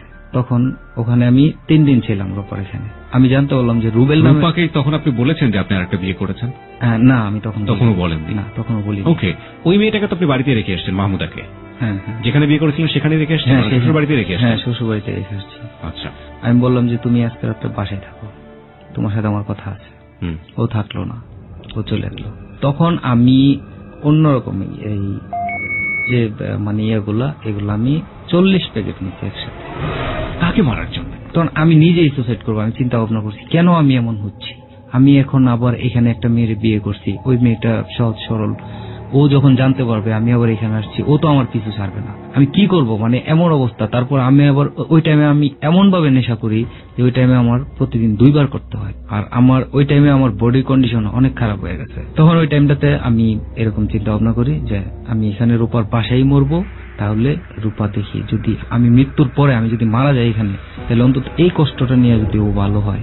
ওখানে আমি 40 প্যাকেট একবার একটা জগে 1/2 লিটার পানির সাথে মিশাই, তখন আমি এটা খাই। খাওয়ার পরে প্রথম দেখি যে পেটের মধ্যে একটু জলে ঘুরাইতেছে, তখন পরবর্তীতে 2-3 মিনিট পরে আমার সেন্স নেই, তখন কেউ একজন আমার মুখের ভিতরে কি আঙ্গুলি ঢুকাইছে না হাতি ঢুকাই দিছে বলতে পারে না, আমার বমি করানোর চেষ্টা করতে। পার্শ্ববর্তী ফার্মেসি থেকে ডাক্তার আনলো কি পাইপ টাইপ ঢুকাই আমার ওয়াশ করাইলো। ওয়াশ করানোর পরে আমি আমার বাড়িতে চলে আসি। বাড়িতে আমার এক ফুফু আছে, তার হাজবেন্ড সে এলাকায়, তার সাথে আমি মিশি। তখন তারাই আমি একটা আইডিয়া দিই যে তুমি প্রতিদিন কত টাকার খাও? তখন বলে যে লাগে তো 500 টাকার লাগে। আমার তো 500 টাকা লাগে, তো এইভাবে তুমি টাকা টুকা ঝামেলা হয় না? ও হয়তো, তাই কি করবো? পরে আমি বলছি তুমি ডিলার চিনো, তুমি ডিলারের কাছে মাল আনো, আমি সিস্টেম করে এগুলো আমি বিক্রি করবো, যা লাভ হবে আমরা 2 জন খাইও আরো টাকা থাকবো। তখন ও আমার সাথে করে নিয়ে প্রথম 20 গ্রাম মাল নেয়। 20 গ্রামের দাম কত? 300 টাকা গ্রাম নিতাম। আচ্ছা, 6000 টাকা। 6000 টাকা। এই 20 গ্রাম আমরা প্রতি গ্রাম বিক্রি করতাম 1000 টাকা খুচরা। 20,000 টাকা বিক্রি করতে লাগতো 3 দিন বা 2 দিন, আর এই 2 দিন আমরা ইচ্ছা মতো খাইতাম 2 জন। খাইতে একটা পর্যায়ে ও আমারে খাইতে নিষেধ করে। তো আমি চিন্তা করতাম কি আমি তোরে ব্যবসা করে দেই, আমি তোরে লাইন দিলাম, সবকিছু আমি দিলাম, তুই আমারই খাইতে দিবি না? তখন আমি চিন্তা করি দাঁড়া তোরে আমি দিতাছি। তখন ফুফুরে কই, ফুফু দেখ এইগুলা ব্যবসা অল্প দিনে তুই কোটিপতি হয়ে যাবি, কিন্তু তোর হাজবেন্ড যেভাবে খাচ্ছে কোটিপতি না, ফকিরপতি হয়ে যাবি। একটা বুদ্ধি আছে, ওরে রিহ্যাব সেন্টারে দিয়ে দে। তো ওরে নিয়ে যায়, তখন রাজত্ব আমার। আমি আমার ফুফুরে নিয়ে যাই, আনি, ব্যবসা করি, খাই। তখন ও একটা সময় আসে, সুস্থ হয়ে আসে। আসার 3 দিন পরে ও আবার খায়। প্রতিশোধ নেওয়ার জন্য ও আমার মারে বলে যে দেখো আমি কত সুন্দর ভালো আইছি, তুমি তোমার পোলার দিয়ে দেবো, কত টাকা খরচ হইব, ও ভালো হয়ে যাবো। তখন সে আমাকে রিহাবে দিবে কি? তখন আমি একটা পর্যায়ে একদিন দেখি যে আমি আয়নার সামনে যাই, দেখি আমার অবস্থা জটিল খারাপ হয়ে গেছে। তখন সাথে সাথে আমি আমার ভিতরে এমন অবস্থা শুরু হয়েছে যে আমি মনে হয় এই নিঃশ্বাস নিতে পারতেছি না। তখন আমি আম্মারে বলি, আম্মা আমি যদি এখন রাস্তায় একটা অ্যাক্সিডেন্ট করি, তখন যদি 10-15 হাজার টাকা আমার পিছনে খরচ করতে হসপিটালে করবেন না? হ্যাঁ করবো। তাহলে আমার বাঁচার একটা সুযোগ দেন, আমার একবার চিকিৎসা করান, আমি আর কখনো নেশা করবো না। আমি নিজেই ওই রিহাবে যাই, ও আমার আমি নিজেই চলে যাই। আর আমি আমার দৃষ্টিভঙ্গিতে মনে করি কোন মাদকাসক্ত ব্যক্তির চিকিৎসার জন্য রিহাব হচ্ছে সবচেয়ে উত্তম জায়গা। 2 মাস থাকি ওখানে। 2 মাস থাকার পর আমার শরীর দিয়ে বিভিন্ন জায়গা দিয়ে বড় বড় ফুরা বেরিয়েছে, গুটা বেরিয়েছে, মানে এইগুলা যেগুলো আমি খাইতাম এগুলা মানে আমার মনে এগুলা বেড়া কাজ করতো ভিতরে, একদম ব্যথা, এগুলা বেরিয়েছে। তো আমি তখন ঢাকাতে, আমার আম্মা ওখান থেকে আইনা আমারে ঢাকা পাঠায় দেয় যে ঢাকা যাও, ভালো জীবন যাপন করো। ঢাকায় এসে আমি চাকরি খুঁজি, এখানে করি ওখানে করি, কেউ আমার চাকরিতে নেয় না। একটা পর্যায়ে দেখি যে এখানে একটা রিহাব, তখন আমি ওই রিহাবে উঠি। ওঠার পরে আমি ওই রিহাবের যে চেয়ারম্যান আমার শ্রদ্ধেয় রিপন ভাই, ওনার রিহাবে আমি 17 মাস ছিলাম, সুস্থ ছিলাম। তখন এর মধ্যে মাহমুদার আমাদের বাড়িতে নিয়ে আসে। তখন ওই রিহাব থেকে আমি 17 মাস পরে চলে আসি। চলে আসার পরে এখানে একজনের সাথে পরিচয় হয়, উনি আমার বলছে যে কোথায় পাওয়া যায়, ওরে নিয়ে যাই। রিহাবে আমার একজনের সাথে পরিচয় হয় ইন্ডিয়া বর্ডারের কাছে। তখন ওর বাড়িতে যাই, যারে নিয়ে যাই ওর নাম নজরুল। ও আমার বাইকনা বলতো। তখন বললো যে বাইকনা এখানে আনতে পারবো তুমি? আমি কই এটা তো কোনো ব্যাপারই না। তখন আমার ওই কানু ভাইয়ের কথা মনে পড়ে, রিহাবে আরেকটা এডিক্টেড ছিল আমার সাথে, ও ঠিকানা দিছিল, ওর বাড়িতে যাই আমি। ওখান থেকে ওরে এনে দেয়। ওখান থেকে কন্ট্যাক্ট হয় যে প্রতি কেজিতে আমাকে 1000 টাকা দেবে। কোথা থেকে নিয়ে আসতেন? এটা আখাউড়া থেকে নেমে মেরাশানি একটা এলাকা, বর্ডার এলাকায়, ইন্ডিয়া কাটাতারে বেড়া দিয়ে আমরা টাকা ফালাইতাম, ওরা মাল দিত। আচ্ছা, এগুলারে প্রথমে পাটার নিচে রাইখা চ্যাপটা করা হইতো, কার্পেটের মতো করা হইতো। তারপর আমার 2 পায়ে 2 রান এগুলো পেঁচানো হতো, পেঁচায় শক্ত করে বান্ধা হইতো। তারপরে আবার এগুলা অ্যাংলেট পড়তাম উপরে, তারপর প্যান্ট পড়তাম। ভৈরব পর্যন্ত মানে একটা টোকেন ছিল 4টা থানার। এলাকা থেকে যখন মালগুলা নিয়ে বেরোইতাম তখন এলাকার বিভিন্ন প্রভাবশালী ব্যক্তিরা এই টোকেন গুলা বিক্রি করত। ওনাদের সাথে আবার থানার লোকেদের সাথে ছিল, থানাতে টাকা দিত। ওই ভৈরব পর্যন্ত কোনো চেক ইন হবে না। ভৈরব যে ব্রিজ আছে এখানে চেক ইন হবে, তাও ওই লাইনের লোক আসবে, আমার এখানে মাল যদি থাকে আমার বডিতে ওরা বুঝতে পারবে, আর আমি টোকেনটা বাই করে দেখাইলে 50টা টাকা দিলে ওরা চলে যেত। তো ভৈরবের পরে কোনো থানা পুলিশ হলে এটা আমার রিস্ক। কিন্তু ভৈরবের পরে হইতো না। আমি সরাসরি ঢাকায় নিয়ে আসতাম? হ্যাঁ, সরাসরি আমি ঢাকাতে নিয়ে আসতাম। কয় কেজি করে নিতেন আপনি আপনার আমি শরীরে? সর্বোচ্চ 4 কেজি নিতে পারতাম। 4 কেজি আপনার শরীরে এভাবে কার্পেটের মতো করে পেঁচিয়ে নিতেন? হ্যাঁ হ্যাঁ, 4 কেজি নিতে পারতাম। ওকে। তারপর নিয়ে আসতাম, নিয়ে এসে দিতাম। দেখা গেছে ওখানে 4 কেজি দিলাম 4000 টাকা পাইতাম। ওই টাকা নিয়ে আমি রাত্রেই চলে যেতাম। আগারগা একটা বিএনপি বাজার স্পট ছিল, ওখানে যাই সারা রাত নেশা করতাম, কিন্তু ঘুমাইতাম না। সকালবেলা আবার দেখা গেছে ট্রেনে ঘুমাইতে ওই আবার খাওয়া পর্যন্ত গেছি, গিয়ে আবার 4 কেজি আবার নিয়ে আসছি। এরকম তো এরকম অনেকদিন করার পরে এখন ওই যারে আমি মালটা আইনা দিতাম, নজরুল, সে ভাবতো যে আমার সে 4000 দিচ্ছে, এমনও লোক আছে যেখানে 1000 টাকা দিলে না লোক পাওয়া যাবে। তখন ও চাচ্ছে আমার কিভাবে এখান থেকে বাদ করবে। ও চিন্তা করে ও যদি আমাকে বাদ করে তাহলে আমার এলাকা দিয়ে এই মালটা নিয়ে আসবো, তখন আমি ও মালটা খাইয়া ফেলতে পারি। ওই রকম চিন্তা ভাবনা করে ও চাইছে আমারও হাতে রাখবো, কিন্তু আমার এখানে নেবে না। তখন আমার বলতেছে যে ভাই না, এত রিক্সে যাওয়ার দরকার নাই, তুমি থাকো, প্রতি কেজিতে তুমি এখানে বসেই 500 টাকা পাইবা। আমি পাইছিও কয়েকদিন, কিন্তু আমি বললাম যে আমি এখানে কি করব, ওর পাশেই একটা স্পট, এখানে আমার কাজ নিয়ে দিল। পাহারা দিতাম, আমি গলির মুখে দাঁড়ায় থাকতাম, পুলিশের গাড়ি আসলে ইনফরমেশন দিতাম, সরে যেত। এরকম কিছুদিন করার পর ওখানে ওরা আমার দিয়ে কিছু ডেঞ্জারাস কাজ করাইলো, যেমন মালটাল আসলে এগুলো রিসিভ করাইতো আমার দিয়ে, কোথাও পাঠাইতে হইলে এগুলো আমার দিয়ে পাঠাইতো। তখন ওরা দেখে যে না, আমার ভালো সাহস আছে, আমি সব পারি, তখন ওরা আমার সেলসম্যান হিসাবে রাখলো। মানে তখন আমার বিক্রি পর্যায়টা এমন পর্যায়ে চলে যায় যে আমি 100 পিসও বিক্রি করি প্রতিদিন। আর আমার সাথে যে আরো একজন সেলসম্যান আছে, ও 40 পিস 50 পিস এর উপরে বিক্রি করতে পারে না। আমার অবাক লাগছে যে ছেলেটি শুধুমাত্র আগ্রহ, মানে চারপাশের লোকজনের কাছে শুনে সে এরকম একটা ড্রাগ নিল, সেই ছেলেটি পরবর্তীতে শুধুমাত্র ড্রাগের ছোবলে পড়ে আজকে কোন জায়গাটায়, এবং জীবনে অনেক কিছু ঘটে যাচ্ছে তার, কিন্তু ড্রাগ থেকে সে বেরোতে পারছে না। একটা বার শুধুমাত্র নিয়েছিল।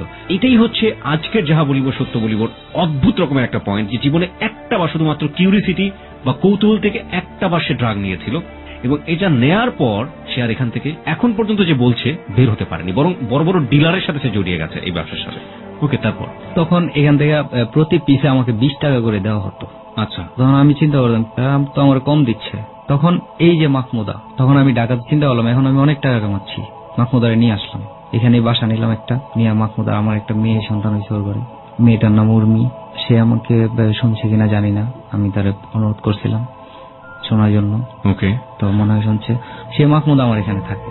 তো একদিন আমার এক ক্লায়েন্ট আমার ফোন করে যে 6 পিস মাল নিয়ে মহাখালী সিগন্যালের কাছে আসো। তখন আমার সন্দেহ হলো কি ও কোনোদিন 1 পিসের বেশি নেয় নাই, আজকে 6 পিস নিয়ে যেতে বলছে। তখন আমি খালি গেছি, মাল নিয়ে যাইনি। তখন দেখলাম যে ভালো ভালো হ্যান্ডসাম 4-5টা ছেলে এসে আমার ঘেরাও করে ভিতরে এক গলিতে নিয়ে গেছে ইচ্ছা মতো। মানে ওরা আমার এমন ভাবে মারলো, আমার মনে আছে আমি 2বার না 3বার অজ্ঞান হয়ে গেছি। ওদের মায়ের মানে ওরা আমার মারে, ওদের মায়ের খেয়ে আমি অজ্ঞান হই, আবার ওদের মায়েরই আমার জ্ঞান ফিরে। ওরা বলতেছে আমরা রে, তোর মালিক কে, ঠিকানা কি কর। আমি বললাম যে আমার কোনো মালিক নেই। ও আমারে ফোন করছে, ও আমার টাকা দিত, আমি ওই দিকটা এনে দিতাম, এনে দিলেও আমার 50 টাকা দিত, কিন্তু আমার মালিকের নাম আমি কখনো বলি নেই। ওর সাথে প্রতিজ্ঞা করছিলাম কখনো বলবো। এত মার খাওয়ার পরেও আপনি বলেননি? না। তখন একটা ছেলে সবুজ নাম, ও কমর থেকে বেল খোলার পরও আমার বেল দিয়ে এমন 100-এরও বেশি বাড়ি দিছে আমার পিঠে, মাথায়, কোমরে, সারা শরীর আমার আগুনের মতো লাল টকটক হয়ে গেছে। তখন আমি বলি না। একটা ছেলে উপর থেকে ফলো করছে, ফলো করে নিচে নামছে, নিচে নেমে বলতেছে সবুজ তোমরা কারে মারতেছ, তোমরা কি জানো কারে মারতেছ? সবুজ বলল কেন, কারে মারতেছে? ও তো বাইরের লোক, তো বাইরেই মাল বিক্রি করে। বাইরের মাল বিক্রি করে মানে? বাপ্পি তো বললো ও নিজে বিক্রি করে। তখন ওরা বুঝতে পারলো। তখন আমিও জানতে পারলাম যে যারা আমার আঘাতটা করতেছে তারা আমাদেরই লোক। তো ওদেরকে ভুল ইনফরমেশন দেওয়া হয়েছে, ওই ছেলেটা তারা আমি বাকিতে মাল বিক্রি করি নাই তার কাছে, এই জন্য। তখন ওই ছেলেটা ধরছে, ধরে আমার না যতগুলো মারি দিল তার চেয়ে বেশি মারি দিল। তুই কেন ওরা এইভাবে মারি খাওয়াইলি আমাদের হাতে? ও তো আমাদেরই লোক। ওরা আমার মেট্রোপলিটন হসপিটাল নিয়ে যায়, নিয়ে আমার ট্রিটমেন্ট করার পরে বললো যে বাগিনা, যে তোমার মাইর খাওয়াইছে তারে আমরা তোমার হাতে তুলে দিন, তুমি যদি মনে করো যে ওরা মাইরা ফালাইবা, সমস্যা নেই, এই জন্য মামলা আমরা চালাম। তখন আমি বললাম থাক, এটা আমার ভাগ্যে ছিল, কি হবে ওরা মামলা। তখন আমি আমার রুমে যাই, মাহমুদা ছিল, ও শুয়ে রয়েছে। আমি যে ওর পাশে শুয়া, আমার শরীরে এতগুলো আঘাত, আমি ওই জায়গাটাতেই কষ্ট পাই যে মাহমুদা একবার জিজ্ঞেস করলো না, অথচ সারা মহল্লা জানে যে আমার পরিবার আঘাত। ও আমার জিজ্ঞেসও করলো না যে তোমার কি হয়েছে, এরকম করতেছো কেন। ও কি জানতো যে আপনি ড্রাগ নেন? ও মাহমুদা তখন জানতো। তখন আমি আমার ঘরেই নিতাম ড্রাগ, আর তখন থেকে দেখতাম যে মাহমুদা কিরকম একটা মানে আমার প্রতি তেমন একটা আগ্রহ নাই। তখন মাহমুদার আমি পরদিন সকালবেলা বলি যে দেখছো আমার শরীর খুলে দেখাইলাম। তখন ও বলে যে আমি কি করবো, তুমি এগুলো করো, এগুলোর জন্য মাইর খাইছো, আমার কিছু করার নেই। তখন আমি বললাম, তোমার মন কি আমার প্রতি নাই? তুমি কি আমার সাথে সংসার করবে না? ও বলে যে না। তো নাইলে তুমি চলে যাও। তখন মাহমুদার ওই দিন আমি খুব মারার পরে ও মেয়েটাকে গুলো করে নিয়ে চলে যায়। এখানে থাকতে থাকতে আমার আরেকটা মেয়ের সাথে পরিচয় হয়, সেই মেয়েটার নাম ইয়াসমিন। কিন্তু ও দেখছে মাহমুদা আমার সংসার করে, আমার একটা ওয়াইফ আছে, আমার একটা বাচ্চা মেয়ে আছে, কিন্তু একটা পর্যায়ে ও আমার সাথে জড়ায় যায়। আপনাদের বস্তিতেও থাকতো? হ্যাঁ, এখানে একজনের বাসায় থাকে, গার্মেন্টসে চাকরি করে, এতটুকু আমি জানি। আচ্ছা, আমি ওর সাথে জড়াই যাই। মাহমুদও চলে গেল, চলে যাওয়ার পরে ইয়াসমিন আমার দিকে জড়াই গেল। আমি ইয়াসমিনের সাথে হাঁটি, কথা বলি। তো একদিন হাঁটতে হাঁটতে বলতেছে যে সুমন ভাই, আমি আপনাকে ভালোবাসি, আমি আপনার ছাড়া বাঁচবো না। ওই টাইমে আমি আবার যে স্পটে কাজ করি, এই স্পটটা ওলট পালট হয়ে যায়। তখন আমি এখান থেকে পালাই আমি বাবলিতে এসে একটা বাসা নিই। তখন আমাদের ভোটার আইডি কার্ড যে করছিলাম মহাখালীতে, ভোটার আইডি কার্ড আনতে যে ইয়াসমিনের সাথে আমার দেখা হয়। যে মহিলার সাথে ও থাকতো, ওই মহিলার সাথে থেকে ইয়াসমিন আমি নিয়ে আসি। নিয়ে আসার উদ্দেশ্য ছিল ওকে আমি আমার বাসাটা চিনিয়ে দেবো, ও যাতে পরবর্তীতে আসতে পারে। কিন্তু ইয়াসমিনকে আমি বাসায় আনার পর ও আর আমার বাসা থেকে নামে না। বউ বলে যে আমি যাবো না। অনেক বুঝাইলাম, এদিক দিয়ে আবার আমার নেশা করার সময় হয়ে গেছে, আমার সারা শরীরে বেড়া কাজ করতেছে, আমার এখন ড্রাগ নিতেই হবে। ও বাসায় থাকে, আমি চলে যাই নেশা করে আইসা আমি রাত্রে বলি, দেখো তুমি এখানে থাকলে বদনাম হবে তোমার, তুমি চলে যাও এখান থেকে, পরবর্তীতে আমি তোমার সাথে যোগাযোগ করবো। কিন্তু ও যায় না। ও না যাওয়া তো হইলো কি, থেকে গেল আমার বাসায়। থেকে যাওয়াতে ওই দিন রাত্রে ছিল, পরদিন সকালবেলা ওকে আমি রিক্সাতে উঠাই দিই, তুমি চলে যাও। ঢাকাতে যে পরিস্থিতি, আমাদের একজন স্পটের একজন ক্রস ফায়ার হয়েছে, আর এখন আমি ধরা খেলে জেলখানা, তো এটাই ঠিকানা। তো আমি এখানে থাকবো না, আমি বাড়িতে চলে যাব, তুমি যেখানে থাকতা সেখানেই চলে যাও।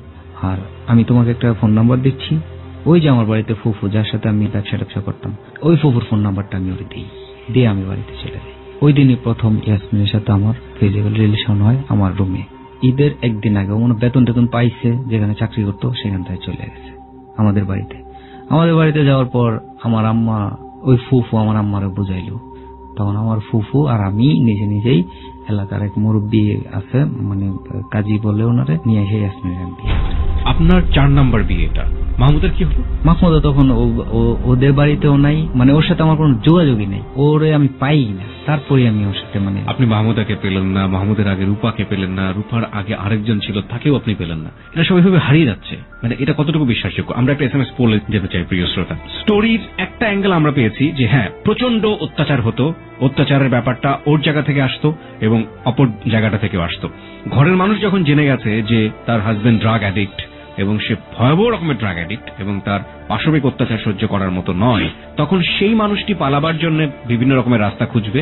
এটা আসলে যারা ড্রাগ নেন তাদের পরিসংখ্যান যদি আপনি যাচাই করে দেখেন, এরকম ঘটনা অনেক আছে এবং এগুলো মিলে যাবে একজনের সাথে আরেকজনের। কিন্তু যেই প্যারালাল ব্যাপারটা নিয়ে আমাদের একটু হলেও সন্দেহ হচ্ছে, সেটা হচ্ছে প্রত্যেকটা স্ত্রী কারোর সাথেই ডিভোর্স হচ্ছে না, হারিয়ে যাচ্ছে, ওর জায়গাটা থেকে হারিয়ে যাচ্ছে। কোথায় যাচ্ছে তারা? কতটুকু বিশ্বাসযোগ্য ব্যাপারটা? আমরা একটা SMS পোলের মুখোমুখি করতে চাই। আপনি যদি মনে করেন যে না, ও যেটা বলছে সেটা আসলে সত্য, তাহলে আপনি লিখবেন ইয়েস। যদি মনে করেন যে না বা এটা বিশ্বাস করার মতো নয়, তাহলে আপনি লিখবেন নো, লিখে পাঠিয়ে দেবেন 2221 নম্বরে। লেখার নিয়মটি হচ্ছে প্রথমে ABC স্পেস ইয়েস অথবা নো, এরপর পাঠিয়ে দেবেন 2221 নম্বরে। একটু পরে আমরা কম্পিউটারের কাছ থেকে জেনে নেব SMS পোলের রেজাল্ট। তারপর কি হলো? মাহমুদা তো আপনার জায়গা থেকে হারিয়ে গেল, আপনি ইয়াসমিনকে নিয়ে সংসার শুরু করলেন।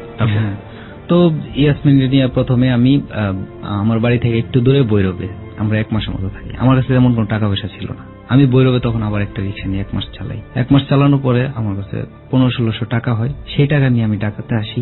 আইসা বেগুনবাড়ি এলাকাতে একটা বাসা ভাড়া নিয়ে ওরে নিয়ে আসি। ও তখন গার্মেন্টসের চাকরি নেই, আমি একটা পত্রিকা অফিসে চাকরি নেই, পত্রিকার প্রেসে কাজ করি। পত্রিকা ছাপায় বেরোইতো, ওগুলো বাইন্ডিং এর কাজ করতাম। তারপর তখন ইয়াসমিনের গর্ভে আমার এক সন্তান আসে, ভূমিষ্ঠ হয় না, আসে মাত্র হয়। ওরে দেখাশোনার জন্য ইয়াসমিনের মাকে নিয়ে আসি। তখন আমরা এখানে 5 জন হয়ে যাই ঘরে, আমি, ইয়াসমিন 2 জন, ইয়াসমিনের মা 1 জন, ইয়াসমিনের ভাই 1 জন, 4 জন, আরো 1 জন ইয়াসমিনের ফুফাতো ভাই। 5 জন মানুষের দায়িত্ব আমার উপর। তো ওখানে আমি চাকরি করে বেতন পাইতাম 5000 টাকা। 5000 টাকা দিয়ে তো 5 জন মানুষ চলা যায় না। তখন আমার ডিউটি ছিল রাত 10টা থেকে ভোর 3-4টা পর্যন্ত। তো 4টা বাজে যাই আমি ঘুমাইতাম, সকাল 10টা বাজে আবার ঘুম থেকে উঠা যাই রিক্সা নিতাম 11টা বাজে। 11টা থেকে রিক্সা নিয়ে আবার রাত 9টা পর্যন্ত চালাইতাম। 9টা পর্যন্ত চালাই বাসায় এসে গোসল টোসল করে ফ্রেশ হয়ে আবার আমি প্রেসে আসতাম। এইভাবে তখন আমি ওই টাইমটাতে নেশা করতাম। মানে রেপ করার পরে আমি বুঝলাম যে নেশা কিভাবে কন্ট্রোল করতে হয়, কিভাবে ছাড়তে হয়, বা কতটুকু কষ্ট হবে আমার ছাড়তে, কোন সময়টা পর্যন্ত আমি না করলে আমার শরীর থেকে এটা রিয়াটা চলে যাবে, তখন আমি এটা বুঝতে পারি রিয়ার থেকে বাইরে। তখন এভাবে চলতে থাকে। তখন আমার একটা ছেলে হয় ইয়াসমিনের ঘরে, ইমন। ছেলেটাকে নিয়ে ইয়াসমিন বাড়ি চলে যায়। তখন ইয়াসমিন বলে বা আমরাও বলি সবাই যে এখন আমাদের কিছু টাকা পয়সা কামানোর দরকার, আমাদের একটা ছেলে হয়েছে, ভবিষ্যৎ আছে। আপনাদের আগে মেয়ে ছিল একটা, মাহমুদার। হ্যাঁ হ্যাঁ। তখন ইয়াসমিন ওই ছেলেটাকে বাড়িতে রেখে আসে তার নানুর কাছে। তো আসার পরে আমরা এখানে বেশ, আমি ড্রাইভিং শিখি, চাকরির জন্য ঘোরাঘুরি করি, কোথাও চাকরি পাই না। তো এখানে আরেকটা লোক আছে আমার একদম বড় ভাইয়ের মতো, আসলে আমি জানি না আমার বড় ভাই থাকলে আমার জন্য এতটুকু করতো কিনা। তার নাম হাবিব। হাবিব ভাই আবার এখানে ক্লাবে চাকরি করে। ওই হাবিব ভাই আমার ক্লাবে চাকরি নিয়ে দেয়। ওই টাইমটাতে ক্লাবে যখন আমি চাকরি করি, 1 মাস চাকরি করি, আমি তেমন হিসাব করে কিছু একটা বুঝি না। 1 মাস পরে আমি এখান থেকে বুঝি যে এখানে প্রচুর টাকা কামানোর লাইন আছে। ওই টাইমটাতে আমার আব্বা অসুস্থ হয়ে যায়, ক্যান্সার হয়, পিজিতে না ভর্তি। তখন আমি ক্লাব থেকে সারা রাত্র ডিউটি করি, সারা দিন ডিউটি করি, যা টাকা পাইতাম সব আমার আব্বার হসপিটালে খরচ করতাম পিজিতে। ইয়াসমিন এটা ভালো চোখে দেখতো না। তখন এরকম করতে করতে হঠাৎ এক পর্যায়ে দেখি যে আমারও একটা হার্নিয়ার প্রবলেম হয়ে যায়, হার্নিয়া হয়ে যায়, এটা অপারেশন করাতে। এখন এত টাকা আমি পাবো কোথায়? আসলে উনি মানুষ ঠিকই, মানুষের ফেরেস্তার মতো আমার পাশে দাঁড়াইছে, ওনার কথা না বললেই নয়। উনি হলো একজন সাবেক কমিশনার, তালুকদার সরোয়ার সাহেব, ঠিক আছে, ইঞ্জিনিয়ার।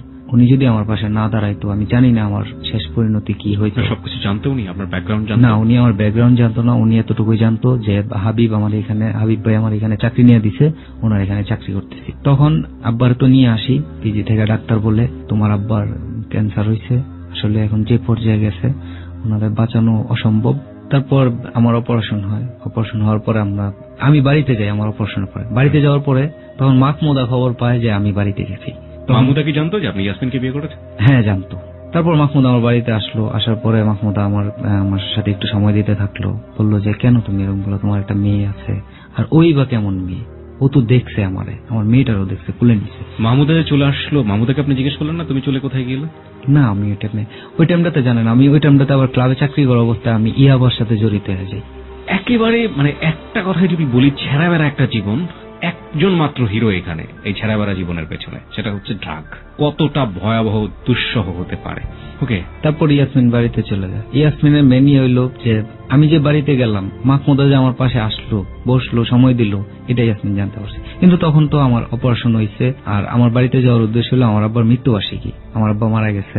মারা গিয়েছে? হ্যাঁ। তখন আমি বাড়ি থেকে এসে ইয়াসমিনকে পাইনি। তো ইয়াসমিন আমার একদিন বলছিল যে সুমন, আমি জানি না তোমার পিছনে তোমার ওইসব মেয়েরা কেন চলে গেছে, একটা কথা মনে রাখো, আমি কোনোদিন তোমাকে ছেড়ে যাব না। ওর ওই কথাটাই আমার বেশি মনে পড়ে। আমি যখন ইয়াসমিনের খুঁজি, ইয়াসমিনের বাড়িতে যাই, তখন ইয়াসমিন আমার কোনো পাত্তাই দেয় না। যাই হোক, ওদের বাড়িতে আমি 4 মাস ছিলাম। ওরা আমার দিয়ে কাজ করে, ওরা জানে আমার অপারেশন হয়েছে। তারপর আমার দিয়ে বিভিন্ন বাড়ি কাজ করাইতো, যেমন জমি থেকে নাড়া কাটাইতো, এগুলো নিয়ে আনাইতো আমার দিয়া, বিভিন্ন ধরনের। তো ওখান থেকে আমরা সিদ্ধান্ত নিই যে আমি যখন ঢাকাতে ঠিক থাকতে পারি না, তাহলে আমরা চিটাগাং চলে যাই। ওই ইয়াসমিন এই কথাটা বলে যে আমরা চিটাগাং চলে যাবো। চিটাগাং কেন যাবেন?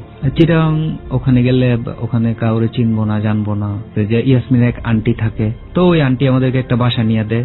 চিটাগাঙে চলে গেলেন? হ্যাঁ, চলে গেলাম। চিটাগাঙে এসে ও চাকরি নেয়। ও চাকরি নেওয়ার পরে ওর মন মানসিকতা আমি দেখি চেঞ্জ হয়ে যায়। পরবর্তীতে আমি জানতে পারি ইয়াসমিনের আগে একটা সম্পর্ক ছিল। ওই ছেলের নামও সুমন। আমাদের এই শোতে যে কাজ করে সেও আর যে সুমন, সুমনের ছড়াছড়ি আছে। তারপর ওই সুমন বিদেশে ছিল 8 বছর। 8 বছর পরে সুমন আসে। আসার পরে খুব করতে ইয়াসমিনের বাড়িতে যায়, যে সুমনের নাম্বার দিয়ে আসে। তখন ইয়াসমিনের মা নাম্বারটা আমার দেয়। আমি তখন জানতে চাই, তখন সে অনেক ব্যাংকের লোক, এই সেই অনেক কিছু বলে। তখন আমার ব্যাপারটা ডাউট লাগে, কি রে, ও কয় আপনার নামে না, আপনার ওয়াইফের নামে একটা অ্যাকাউন্ট আছে, বিমা আছে, এই সেই বলে। তখন আমি বললাম যে বিষয়টা আমি একটু বুঝি। তখন আমি অন্য একটা সিম আমার মোবাইলে ঢুকাই দিয়া আমি বলি, ইয়াসমিন, আমি যেভাবে বলি তুমি ঠিক সেভাবে কথা বলবা। তুমি বলবা যে দেখেন ভাই, কালকে কি বললেন, আমার হাজবেন্ডের মোবাইল দিয়ে কথা বলছি, তো আমি তো বিষয়টা বুঝতে পারি নাই, আজকে বলেন। আমি আমার হাজবেন্ডের মোবাইল থেকে নাম্বারটা রেখে দিছি চুপি চুপি, এখন বলেন। তখন বললো যে নাম্বারটা কার? তখন ও বলে যে আমার। তখন আমি অবশ্যই সামনে, তোমার হাজবেন্ড কোথায়? তুমি চিনতে পারো না? আমি সুমন। কোন সুমন? আমি সেই সুমন। একটা সময় আমি তোমার খুব সিরিয়াস ভালোবাসতাম, তুমি সবকিছু ছেড়ে আমার কাছে চলে আসছিলা, তখন আমি তোমার জন্য কিছু করতে পারি নাই, আজকে আমি কিছু করতে পারবো তোমার জন্য। তখন তাদের দুজনের সম্পর্ক আবার অন্যরকম হয়ে যায়। তখন একটা পর্যায়ে আমি একদিন ফোন করি, ওই সুমনের বাসায় একটা মেয়ে ধরে, বলছে আমি সুমনের বোন। আপনি কে বলছেন? কি জানতে চান, কেন ফোন করছেন, আপনার ভাই কোথায়, সুমন এসে। তো ইয়াসমিনের সাথে আপনার ভাই কি বলে, দেখেন আপনার বই ফোন করছে আমার ভাইয়ের কাছে, আপনার বই ফোন করে বলতেছে যে আপনার ভাই সুমন, তার সাথে আমার সম্পর্ক ছিল, এখনো যদি থাকে আপনার কোনো সমস্যা আছে? তখন ওই মেয়েটা বলে যে না, আমার কি সমস্যা। দেখেন আমি বিবাহিত, আমার একটা ছেলে আছে, এখন যদি আমি আপনার ভাইকে বিয়ে করতে চাই বা আপনার ভাই আমাকে বিয়ে করতে চাই, আপনার কোনো সমস্যা আছে? তখন বলে যে না, সমস্যা কি। একটা সময় আমরা ঘরে ঝগড়া করি, ঝগড়া করার পরে ইয়াসমিনের বাইরে ফোন দেয় যে তোর সাথে ছেলে থাকলে নিয়ে আস। তখন ওর সাথে 2টা ছেলে নিয়ে যায়, তখন ওরা 2 ভাই বোন মিলে আমাকে আঘাত করে, এমন ভাবে আঘাত করে আমি মাথাতে চোট লেগে আমি পড়ে যাই। তখন ইয়াসমিন আমাকে একটা লাথি মেরা বলে তুই মর, কথা বইলা সে তার ভাইয়ের সাথে চলে যায়। তখন আমি প্ল্যান করি যে আমি নিজে তো মরবই, তোদের ভাই বোন দুটোটাই মিলে। এটা করতে হইলে আমি ঠান্ডা মাথায় ইয়াসমিনের অনেক কান্নাকাটি করি, বুঝাই টুঝে আবার নিয়ে আসি ওর ভাইয়ের বাসাতে। তখন আমি ওর ভাইয়ের সাথে অ্যাডজাস্ট হয়ে যাই। ওর ভাইকে আমি আমার নেশা তখন প্রতিশোধ নিতে যাই ওর ভাইয়ের সাথে আমি এমন ভাবে হয়ে যাই যে ওর ভাইয়ের এখানে কোনো দোষই ছিল না। তখন চিন্তা করলাম যে ওর বাইরে যদি ওর ডাক না দিত, ওর ভাই তো আসতো না। ইয়াসমিনকে আমি সেদিন রাত্রে আমি ওর মারতে গেছি, চাঁদ করেন মেরা ফেলবো, মাইরা এখান থেকে চলে যাবো। ওর মন আমার প্রতি নাই। বিশ্বাস করেন কি ভাই, আমি যতবার ওরে আমি মারতে গেছি, প্রতিশোধ নিতে গেছি, ততবার আমি নিজে হাইরা গেছি। শেষ পর্যন্ত এমন একটা কিছু করছি, আমার জীবনে 3টা মেয়ে আসছে আগে, আমি ওরে যতটুকু ভালোবাসছি, যতটুকু আমার ভিতরে আমি ওরে রাখছিলাম, ওরে এমন একটা সিস্টেম দিয়েছি যে আমি ওরে পাগল বানায় ফেলবো। আমি লোকজন জিজ্ঞেস করলাম কি খেলে মানুষ পাগল, যে ওরে পাগল বানায় আমার কাছে রাখবো, ও কারোর সাথে আর প্রেম ভালোবাসা করতে পারবে না। ওরে আমি পাগল বানায় ওরে আটকে রাখবো, সারাদিন বাইরে কাজ করবো, প্রয়োজনে আমি ওরে রান্না বান্না করে খাওয়াবো, কাপড় চোপড় আমি দিয়ে দেবো, ও আমার থাকবে। তো আমি বাড়িতে চলে আসি। ওর ভাই আমার 48,000 টাকার মতো দিয়েছিল একটা গাড়ি বানানোর জন্য। আমি চিটাগাং একটা গাড়ি বানাইছিলাম, ব্যাটারি চালিত রিক্সা, আমি নিজে চালাইতাম। আমি মনে করছিলাম এই আমার জীবনটা সুন্দর হয়ে গেছে, আমি এখন কোনো নেশা করি না, কোনো কিছু করি না, আমি এখন ভালো আছি। কিন্তু আমি ঢাকাতে যে অবস্থা করতাম, ইয়াসমিন চিটাগাঙে যায় সে অবস্থা শুরু করলো। তোর আমি জিজ্ঞাসতাম যে কেন এমন করো তুমি? তখন বলে যে ঢাকাতে তুই আমার অনেক জ্বালাইছ, এখন একটু সহ্য কর, তখন আমি আর কিছু করতাম। ইয়াসমিনের সাথে আপনার সম্পর্ক আছে এখন? হ্যাঁ, এখন আমার সম্পর্ক নাই। আপনার এখন কারোর সাথে সম্পর্ক আছে? না, কারোর সাথে নেই। এই 4টা স্ত্রী তারা প্রত্যেকেই আপনার কাছ থেকে চলে গিয়েছে, আপনার কি মনে হয়, আপনার কি ভুল ছিল এখানে? আমারই ভুল ছিল। আমি একজন এডিট পার্সন, আমার যখন যা মন চাইছে আমি তাই করছি। আমি আমার জীবনে কোনো সিদ্ধান্ত আমি সঠিকভাবে নিতে পারি নাই। রাইট। যেমন প্রথম আমার বোন আমার ইতির সাথে বিয়ে দিতে চাইছে, ওরা চাইলো, আমি কেন করলাম? তারপর রূপা আসলো আমার জীবনে। ইতি কোথায় আছে আপনি জানেন? সে এখন বিদেশে আছে আমার জানা মতো। রূপা কি করে এখন? রূপা আছে আগের মতোই। সে কাউকে বিয়ে করেছে? হ্যাঁ, সে আরেকজনকে বিয়ে করে ফেলেছে। তারপরে আমরা আসি মাহমুদার কাছে। মাহমুদা এখন কি করে? হ্যাঁ, মাহমুদা আমি যতটুকু জানি সে একটা চাকরি করতো। ও কাউকে বিয়ে করেছে? সে বলে বিয়ে করেছে, আবার অন্য কেউ বলে না। এরকম একটা কনফিউশনের মধ্যে আছেন। মাহমুদের ঘরে আপনার একটা মেয়ে আছে এবং রূপার ঘরে আপনার কেউ আছে? রূপার ঘরে রবির নামে আমার একটা সন্তান আছে। আমার বাবা মা সবাই, আমার প্রতিবেশী সবাই জানে এটা আমার সন্তান, কিন্তু আমি আদৌ স্বীকার করবো না, কখনোই স্বীকার করবো না সে আমার সন্তান। রূপাকে যখন আমি আনি তখন ওই রূপার পেটে ওই সন্তানটা ছিল 3 মাস কি আরো তারও বেশি ছিল। কিন্তু রূপা বলে এটা তোমার পরিচয় নেবে, নিলে আমি যাবো, না যাবো। তখন আমিও ওই টাইমে এমন অবস্থা কি ভাই, আমি ফুল ড্রাগ এডিক্টেড, তখন যে যা বলেন তাই শুনি। আর লাস্টলি ইয়াসমিনের সাথে আপনার সম্পর্ক না থাকার মতোই। ইয়াসমিন এখন তার পুরনো প্রেমিক আসছে। নাও আপনি আমাকে বলেন, আপনার একটা মেয়ে আছে মাহমুদের ঘরে এবং আপনার একটা ছেলে আছে ইয়াসমিনের ঘরে। 4 স্ত্রীর কোন স্ত্রী আপনার সঙ্গে নেই, সেটার পেছনে আপনি একমাত্র কারণ দাঁড় করালেন, সেটা হচ্ছে ড্রাগ। আপনার জীবনে সবচেয়ে বড় শাস্তি হচ্ছে কোন একটা মানুষের সাথে আপনি স্টে করতে পারেন, এটা হচ্ছে আপনার জীবনের সবচেয়ে বড় শাস্তি। এখন আপনি কিভাবে সময় কাটান? এখন আমি আছি, চিটাগাং থেকে চলে আসছি। চিটাগাং থেকে আসার পর বাড়িতে আসি, ওই ইয়াসমিনের ভাই আমার যে টাকাগুলো আমার কাছে দিছিল, ওই টাকাগুলো আমি চিটাগাংয়ে শেষ করে ফেলি। আপনি ওখানেও ড্রাগ নিয়ে? ওখানে আমি ইয়াবা নিতাম। এখন আপনি ড্রাগ নিচ্ছেন? না, এখন আমি কোনো ড্রাগ নিচ্ছি না। এখন আমি ঘুমানোর জন্য 2টা টান দিতাম রাত্রে।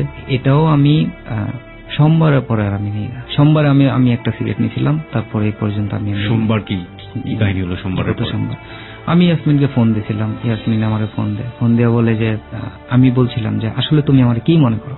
ইয়াসমিন বলে যে শোন, ওই সুমনের মতো তুই কখনো হইতে পারবি না, তোরে আমি হিরুঞ্চি ছাড়া কিছুই মনে করি না। তখন আমি ইয়াসমিনকে বলছিলাম, তখন আমি মনে মনে বল, আচ্ছা ঠিক আছে, তুমি আমার হিরুঞ্চি ছাড়া মনে করো না, ঠিক আছে, তুমি ভালো থাকো, আমি হিরুঞ্চি থাকি। তো বলে আমি ফোনটা কাইটা দিই। আর ওই দিন থেকে আমি আমার মনের ভিতরে একটা সিদ্ধান্ত নিলাম যে আমি কখনোই আর কোনো ড্রাগ নেব না। আপনি যদি পারেন সেটার জন্য শুভকামনা, এবং মানুষের অসাধ্য কোনো কিছু নেই। আপনার ভবিষ্যৎ পরিকল্পনা কি? ভবিষ্যৎ পরিকল্পনা, আমি প্রথমে এখান থেকে স্টুডিও থেকে যাওয়ার পর ইচ্ছা আছে 40 দিনের জন্য জামাতে যাব, মানে চিল্লে আর কি, তাবলিগে জামাত। তাবলিগ জামাত। ওকে। যদি এখানে আমার একজন আছে শামসু ভাই, উনি আমারে বলে যে নামাজ পড়ো, নামাজের মতো শান্তি নাই, ওখান থেকে আইসা আমার মায়ের পাশে থাকার চেষ্টা করবো। তাওয়াক্কাল তো আল্লাহ, আল্লাহর উপরে তাওয়াফ করুন, নিশ্চয়ই হবে। আমি শুধু একটা কথা আপনাকে জিজ্ঞেস করতে চাই, আপনার বয়স কত এখন? 32। একটা মানুষ যদি অন এভারেজ 60 বছর বা 62 বা 64 বা 65 বছর বাঁচে, তাহলে আপনি জীবনের অর্ধেক সময় পার করেছেন, আর বাকি অর্ধেক এখনো পড়ে আছে। যে অর্ধেক সময় আপনি পার করেছেন সেটাকে আমি ধরে নিচ্ছি একটা নষ্ট জীবন। এই বাকি অর্ধেকও না অনেক সুন্দর জীবন হতে পারে, এটা আপনি বিশ্বাস করেন? হ্যাঁ, আপনার তো এখনো কাজ করে খাওয়ার মতো একটা শরীর উপরওয়ালা আপনাকে দিয়ে রেখেছেন, এখনো আপনার রিক্সা চালানোর মতো শক্তি আছে, গায়ের জোরে পয়সা রোজগার করে নিজের পেটে ভাত জোগানোর মতো শক্তি আল্লাহ আপনার শরীরে রেখেছেন, আছে না? তার মানে এখনো আপনার ভালো কাজ করার সামর্থ্য আছে। যদি আপনার পক্ষ নিয়ে আমি বলি, ধরেন আপনার ওখানে অনেক অপরাধ ছিল, তারপরও তারা তো আপনার স্ত্রী ছিল, যে মানুষগুলোর পেছনে ছুটে ছুটে আপনি আপনার জীবনের সবচেয়ে গোল্ডেন টাইম, স্বর্ণ সময় নষ্ট করে ফেলেছেন।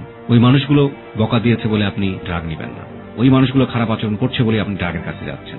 এই যে ব্যাপারগুলো, এই জায়গাটা থেকে বের হয়ে এসে বাকি জীবনটা যদি আপনি করতে পারেন, এবং আপনি যদি শুধু একটা জিনিস মাথায় রাখেন, একটা মানুষ তো দুনিয়াতে একবারই আসবে, আশরাফুল মখলুকাত। আপনি যেহেতু ধর্মের জায়গাটা থেকেই নিজেকে সাজানোর চেষ্টা করছেন, সেখান থেকেই বলি, মানুষ সৃষ্টির সেরা জীব, তাই তো? তো এই জায়গাটা থেকে আপনি যদি চিন্তা করেন যে দুনিয়াতে আল্লাহ আপনাকে মানুষ হিসেবে পাঠিয়েছে, জন্তু জানোয়ার হিসেবে না, এবং জীবনের 30টা বছর 32টা বছর সেখানে নষ্ট করে ফেলেছেন, আর যদি আপনি 30 বছর বাঁচেন, আপনি ধরেই নেন না যে 30টা বছর যতটা কষ্টই হোক আপনি একজন ভালো মানুষ হয়ে বাঁচবেন এবং ভালো মানুষ হয়ে দুনিয়া থেকে কিছু একটা করে যাবেন। এটা খুব অসম্ভব কোনো কিছু না। হ্যাঁ, সবাই একদিন মারা যাবো, আমিও যাবো, আপনিও যাবেন, সবাই যাবে। ওই যে কথা আছে না যে কুকুর বিড়ালের মতো মরণের তো কোনো মানে হয় না মানুষের হিসেবে। আপনি যে রাস্তাটাই হাঁটছেন সেটার ভবিষ্যৎ হচ্ছে কুকুর বিড়ালের মতো মরে যাওয়া। আপনি যদি সেই জায়গাটা থেকে বের হয়ে আসতে চান, তাহলে ওই একটা মনে প্রাণে প্রতিজ্ঞা করতে হবে, যা হয়েছে হয়েছে, সামনের দিনগুলোতে আর একটা খারাপ কাজ করবো না, সামনের দিনগুলোতে ড্রাগের দিকে যাবো না। আমি জানি যে একজন ড্রাগ অ্যাডিক্ট এটা মাথায় মনে নিলেই যে পারবে তার কোনো নিশ্চয়তা নেই। কিভাবে? আমার একটা ইচ্ছা আছে, আমি 40 দিন যদি আল্লাহ আমার উপর রহমত করে আমি এটা শেষ করে আইসা, আমি যতটুকু সময় আমার জীবিকা নির্বাহের জন্য ব্যয় করতে হয় কাজের জন্য, এতটুকু সময় ব্যয় করব। আর তার পাশাপাশি আমি খুব তাড়াতাড়ি আমি যে আগে রিহাবে ছিলাম এরকম একটা রিহাবের সাথে সম্পৃক্ত হব। ওই যতদিনে আমি বাঁচবো, ড্রাগ তো নেবই না, প্রয়োজনে আমি মরে যাব, ড্রাগ আমি আর কখনো নেব না। আপনি যেহেতু চিল্লাই যাচ্ছেন, চিল্লাই আপনি অনেক বড় বড় বুজুর্গ আলেমদের সাক্ষাৎ পাবেন, তো যেহেতু আপনি আপনার মোটিভেশনের জায়গা থেকে আমি বলছি, আমার মনে হয় তাদের কথাবার্তা আপনাকে অনেক বেশি সাহায্য করবে। হ্যাঁ, আপনি তাদের কথাবার্তা মনোযোগ দিয়ে শুনবেন, উপরওয়ালা তো উপরে আছেনই, নিশ্চয়ই তিনি আপনাকে রহমত করবেন। আর আরেকটা কথা, সেটা হচ্ছে আমাদের লিসনার যারা ড্রাগ নিচ্ছেন, অনেকেই আছেন এরকম, আমি আমার লিসনারদের প্রতি রেসপেক্ট রেখেই বলতে চাই, যারা এরকম লাইনে আসার সম্ভাবনা আছে। আপনি তো মাত্র একদিন নিয়েছিলেন টেস্ট করার জন্য, তাই না? একদিন মাত্র নেয়ার পরে আপনি দিওয়ানা হয়ে গেলেন এবং আজ পর্যন্ত বেরিয়ে আসতে পারেননি। তাদের উদ্দেশ্যে আপনার কি বলার আছে? তাদের উদ্দেশ্যে আমি বলবো, নেশার প্রথম টানি সর্বনাশের পথ তৈরি করে। তোমরা যারা, আসলে আমি এরকম ভাবে বলতে চাই লিসানাদের উদ্দেশ্যে, যারা শুনছেন আমাকে, আপনারা যার প্রতি যে কোনো কিছুর প্রতি কৌতূহল থাকতে পারে, কিন্তু বলেও যেন কেউ মাদকের প্রতি কোনো কৌতূহল সৃষ্টি না হয়, কারণ এটা একবার দেখতে গেলে বারবার দেখতে ইচ্ছে করবে। আমি জানি এখানে হয়তো যারা আমাকে শুনছেন অনেকে অনেক মন্তব্য করবেন, হয়তো কেউ গালাগালি করবেন, যাই করেন, কেউ ড্রাগ নিবেন না। ড্রাগ এমন একটা জিনিস জীবন থেকে জীবন কেড়ে নেয়। আজকে আমি যে পর্যায়ে আছি, যদি আমি ড্রাগ না নিতাম আমার চেয়ে সুখী কেউ থাকতো না। কারণ আমার জীবনে সবগুলো ভুলের পিছনেই ছিল ড্রাগ। কারণ ড্রাগ নেওয়ার পর আমার মাদার সেন্স, আমি কি করব, কার কাছে যাব, কার সাথে বসবো, কখনোই আমি এগুলা চিন্তা করতে পারতাম না। যখন সামনে যা করতো তাই করতাম। তো যাই হোক, আমি একটা কথাই বলবো, কেউ ড্রাগ নেবেন না, নেশাকে না বলুন, এটাই। প্রিয় শ্রোতা, আমরা যাহা বলিব সত্য বলিব এই পর্বটি শেষ করছি। শেষ করবার আগে আমরা একটু SMS পোলের রেজাল্টটা দেখে নিতে চাই।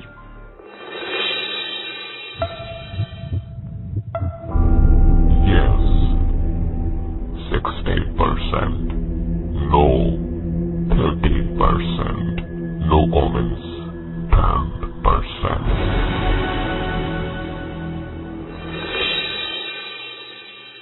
কম্পিউটার বলছে 60% ইয়েস, 30% নো এবং 10% নো কমেন্টস। আমি শেষ করতে চাই তবে তার আগে আমি একটু আজকে যিনি আমাদের এক্সপার্ট প্যানেল থেকে ছিলেন, জাতীয় মানসিক স্বাস্থ্য ইনস্টিটিউটের প্রফেসর ডক্টর তাজুল ইসলাম, তার সঙ্গে কথা বলতে চাই। উনি পুরো ব্যাপারটাই শুনেছেন এতক্ষণ যাবৎ। এবার চলুন তিনি কি বলেন, তার কাছ থেকে গুরুত্বপূর্ণ মন্তব্য আমরা শুনব।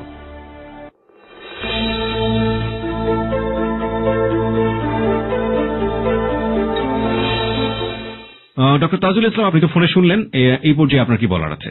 হ্যাঁ, আমি সুমনের সব হিস্ট্রিটা শুনলাম।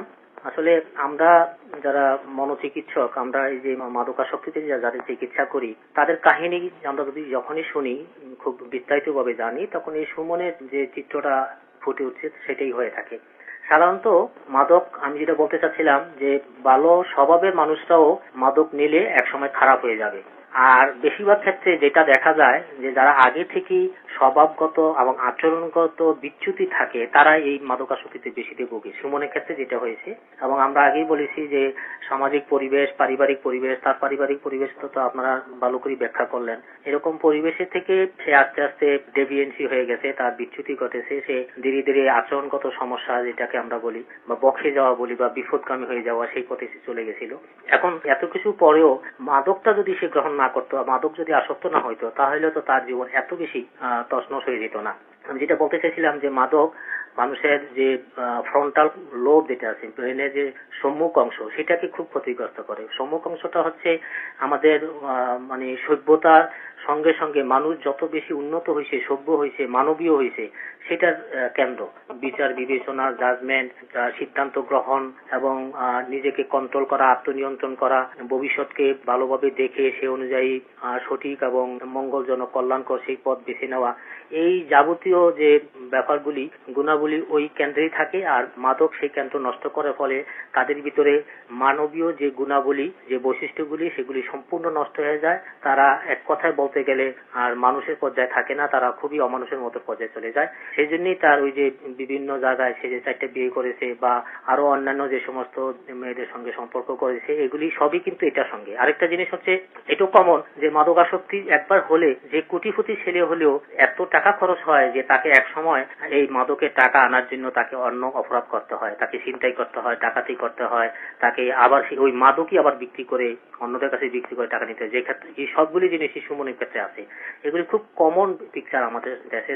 আমাদের যেটা উপদেশ থাকবে সেটা হচ্ছে এই যে কৈশোর বয়সে যে অতিরিক্ত কিউরিসিটি বা ঔৎসুক্য, নতুন কিছু জানার, এটার ভিতরে কি আছে বা কি ধরনের মজাটা আছে, এটা একটা ঝুঁকি নিয়ে তারা এটা করে। এটাকে আমরা বলি রিস্ক টেকার। তারা ঝুঁকি নিতেও রাজি আছে, তবুও এই জিনিসটা কি, এটা একটু আমি পরখ করে দেখতে চাই বা এটা আমি একটু গ্রহণ করে দেখতে চাই। তো এখন সব আমাদের ছেলে মেয়েদের বা সবাইকে কাছে এটা মেসেজ হবে এটা, যে খারাপ জিনিসের প্রতি পরীক্ষা নিরীক্ষা করে এটা খারাপ, এটা দেখার কোনো প্রয়োজনই নাই। সাপ আমাকে কামড় দিলে আমি মরবো কিনা, এটা পরীক্ষা নিরীক্ষা করা দেখার জন্য সাপের গায়ে হাত দেওয়ার কোনো বোকামি ছাড়া কিছু নয়। হ্যাঁ, আগুনে হাত দিলে কি হবে এটা প্রমাণ করার জন্য আগুনে কেউ হাত দেওয়ার কথা নয়। হ্যাঁ, তুমি ঔৎসুক্য দেখাইবা সেই জিনিসটা যেটা বিজ্ঞান ভিত্তিক বা যেটা এক্সপেরিমেন্ট করলে তুমি নতুন কিছু জানতে পারো, অথবা নিজের পক্ষে তোমার বা কারো ক্ষতি হবে না। সর্বশেষ আমি যেটা বলতে চাচ্ছি যে ও এখন কি করতে পারে, মানে তার যা কাহিনী শুনলাম একেবারে টিপিক্যাল আমাদের মাদকাসক্তিতে যা হয় সবই তার আছে। সুমনকে যেটা আমি বলতে চাচ্ছি সেটা হচ্ছে এই যে সে একাই এরকম তা নয়। বাংলাদেশে এখন 70 থেকে 80 লক্ষ লোক মাদকাসক্ত আছে। এই মাদকাসক্ত বেশিরভাগ মাদকাসক্তি সুমনের মতনই, তারা সবাই একই রকম। তাদেরও আমরা পথ দেখাচ্ছি, আলোর পথ দেখাচ্ছি। সেটা হচ্ছে এই প্রথম এই মাদক থেকে মুক্ত হতে হবে। সে এখন চেষ্টা করতেছে, আমি যা শুনলাম যে সে চেষ্টা করে অনেক দূর ভালো হয়ে গেছে। কিন্তু একটা কথা মনে রাখতে হবে যে মাদক এত বেশি ভাবে ব্রেনকে আসক্ত করে যে শুধু একক চেষ্টায়, নিজের চেষ্টায় এই বেড়াজাল থেকে বেরিয়ে আসা যায় না। আমি বলি কি ব্ল্যাক হোল, সেই গহ্বর থেকে উঠে আসতে হলে তাকে একটা প্রফেশনাল লোকদের কাছে কিছু সাহায্য নিতে হতে পারে। তো যেখানে আমাদের সরকারি হসপিটালগুলি আছে, চাকদা মাদকাসক্তি আছে বা আমাদের জাতীয় মানসিক স্বাস্থ্য চিকিৎসা আছে, অথবা মেডিকেল কলেজের মানসিক রোগ বিভাগ, বহির্বিভাগেও কিন্তু খুব অল্প পয়সা 10 টাকা একটা টিকিট দিয়ে কিন্তু সেই চিকিৎসাগুলো নিতে পারে। এবং একটা কথা মনে রাখতে হবে যে এটা এতই কঠিন যে মাঝখানে আবার হয়তো সে ভুলও করতে পারে। ভুল করলেও সে আবার এই ভুলের পথ থেকে আবার ফিরে এসে আবার চিকিৎসায় চলে আসবে।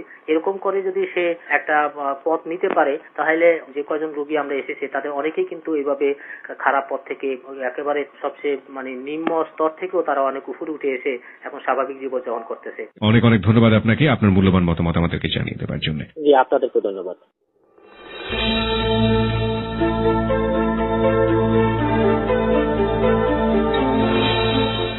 প্রিয় শ্রোতা, শেষ কথাটা হোক এটাই যে আজকে যাহা বলিব সত্য বলিব অনুষ্ঠান যারা শুনেছেন তাদের মধ্যে যেন একজনও ড্রাগ অ্যাডিক্টের জন্ম না হয়, এবং যারা আছেন এরকম তারা যেন আজকের পর থেকেই এই সুমনকে দেখে নিজের জীবনের গন্তব্য পথটা ঠিক করে ফেলে।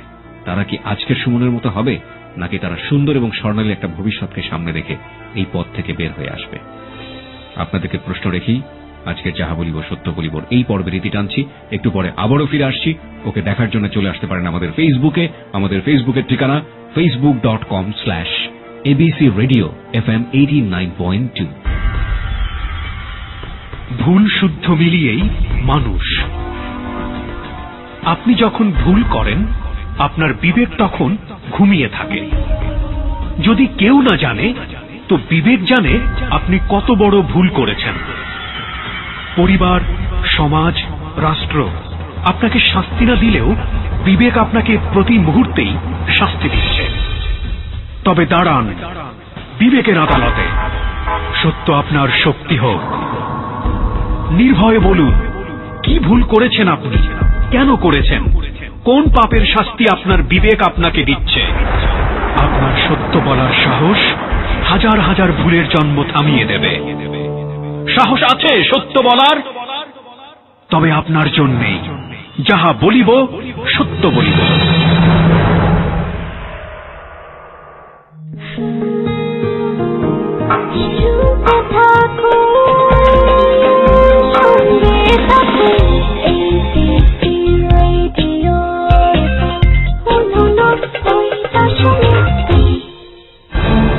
যাহা বলিব সত্য বলিব। প্রিয় শ্রোতা, অনুষ্ঠান চলাকালীন সময়ে আমরা অসংখ্য অসংখ্য ইমেইল এবং SMS পেয়েছি, এবং ফেসবুকের মাধ্যমে অনেকে বিভিন্ন রকমের কমেন্টস করেছেন। তাদের মধ্য থেকে দু একটি কমেন্টস আপনাদের জন্য পড়ে শোনাচ্ছি। আলিফ লিখেছে, নেশা যে কখনোই কারো উপকার করে না তার দৃষ্টান্তমূলক প্রমাণ হচ্ছে আজকের সুমন আহমেদ। আসিফ লিখেছে, মাদক ব্যবসায়ীরা কখনোই শান্তিতে থাকতে পারবে না। সাবরিনা লিখেছে, আসলে আমার মনে হয় এসব কিছুর পেছনে সুমন আহমেদের বাবা মায়ের ঝগড়া পরোক্ষভাবে ভূমিকা রেখেছে। তুনা লিখেছে, পারিবারিক শিক্ষা খুব বেশি জরুরি এসব পথ থেকে সন্তানদেরকে বিরত রাখার জন্য। সবুজ লিখেছে, সুমন নেশাকে ব্যবহার করেছে আর তার স্ত্রীরা তাকে ব্যবহার করেছে। সালাম লিখেছে, সুমনের বর্তমান জীবনের পেছনে আমি তাকেই দায়ী করব। রকি লিখেছে, আজকের অতিথি সরাসরি স্বীকার না করলেও আমার ধারণা তার মেয়েদের প্রতি একটা বিশাল আসক্তি আছে। এরকম অসংখ্য কমেন্টস দিয়ে ভরে গিয়েছে ফেসবুক। আপনি যদি আরো দেখতে চান চলে আসতে পারেন আমাদের ফেসবুকে। আমাদের ফেসবুকের ঠিকানা www.facebook.com/ABC Radio FM 89.2। প্রিয় শ্রোতা, আপনি চাইলে আমাদেরকে চিঠি লিখতে পারেন, চাইলে মেইলের মাধ্যমে আপনার জীবনের অপ্রিয় সত্যগুলো আমাদের কাছে নামে হোক বেনামে হোক স্বীকার করতে পারেন।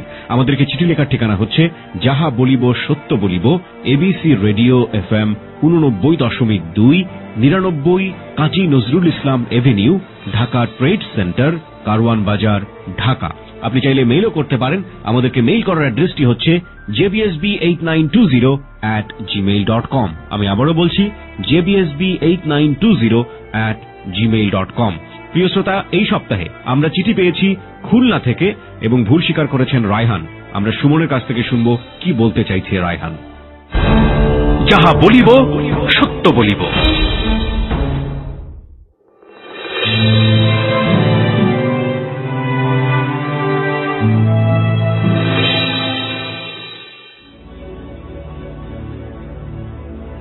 আমি রায়হান, খুলনা থেকে বলছি।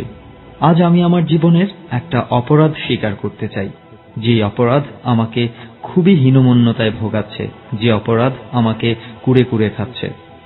আমি যখন 6ষ্ঠ শ্রেণীতে পড়ি তখন আমাদের স্কুলের সামনে এক লোক চটপটি বিক্রি করত।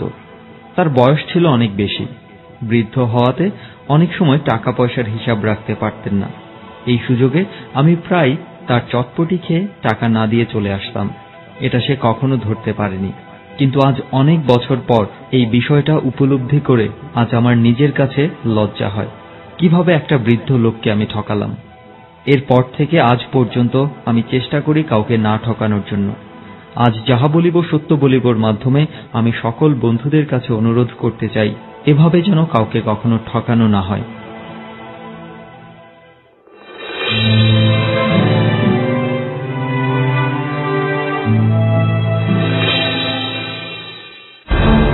যাহা বলিব সত্য বলিব।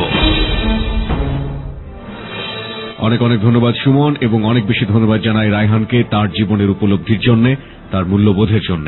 প্রিয় শ্রোতা, আজকের মতো শেষ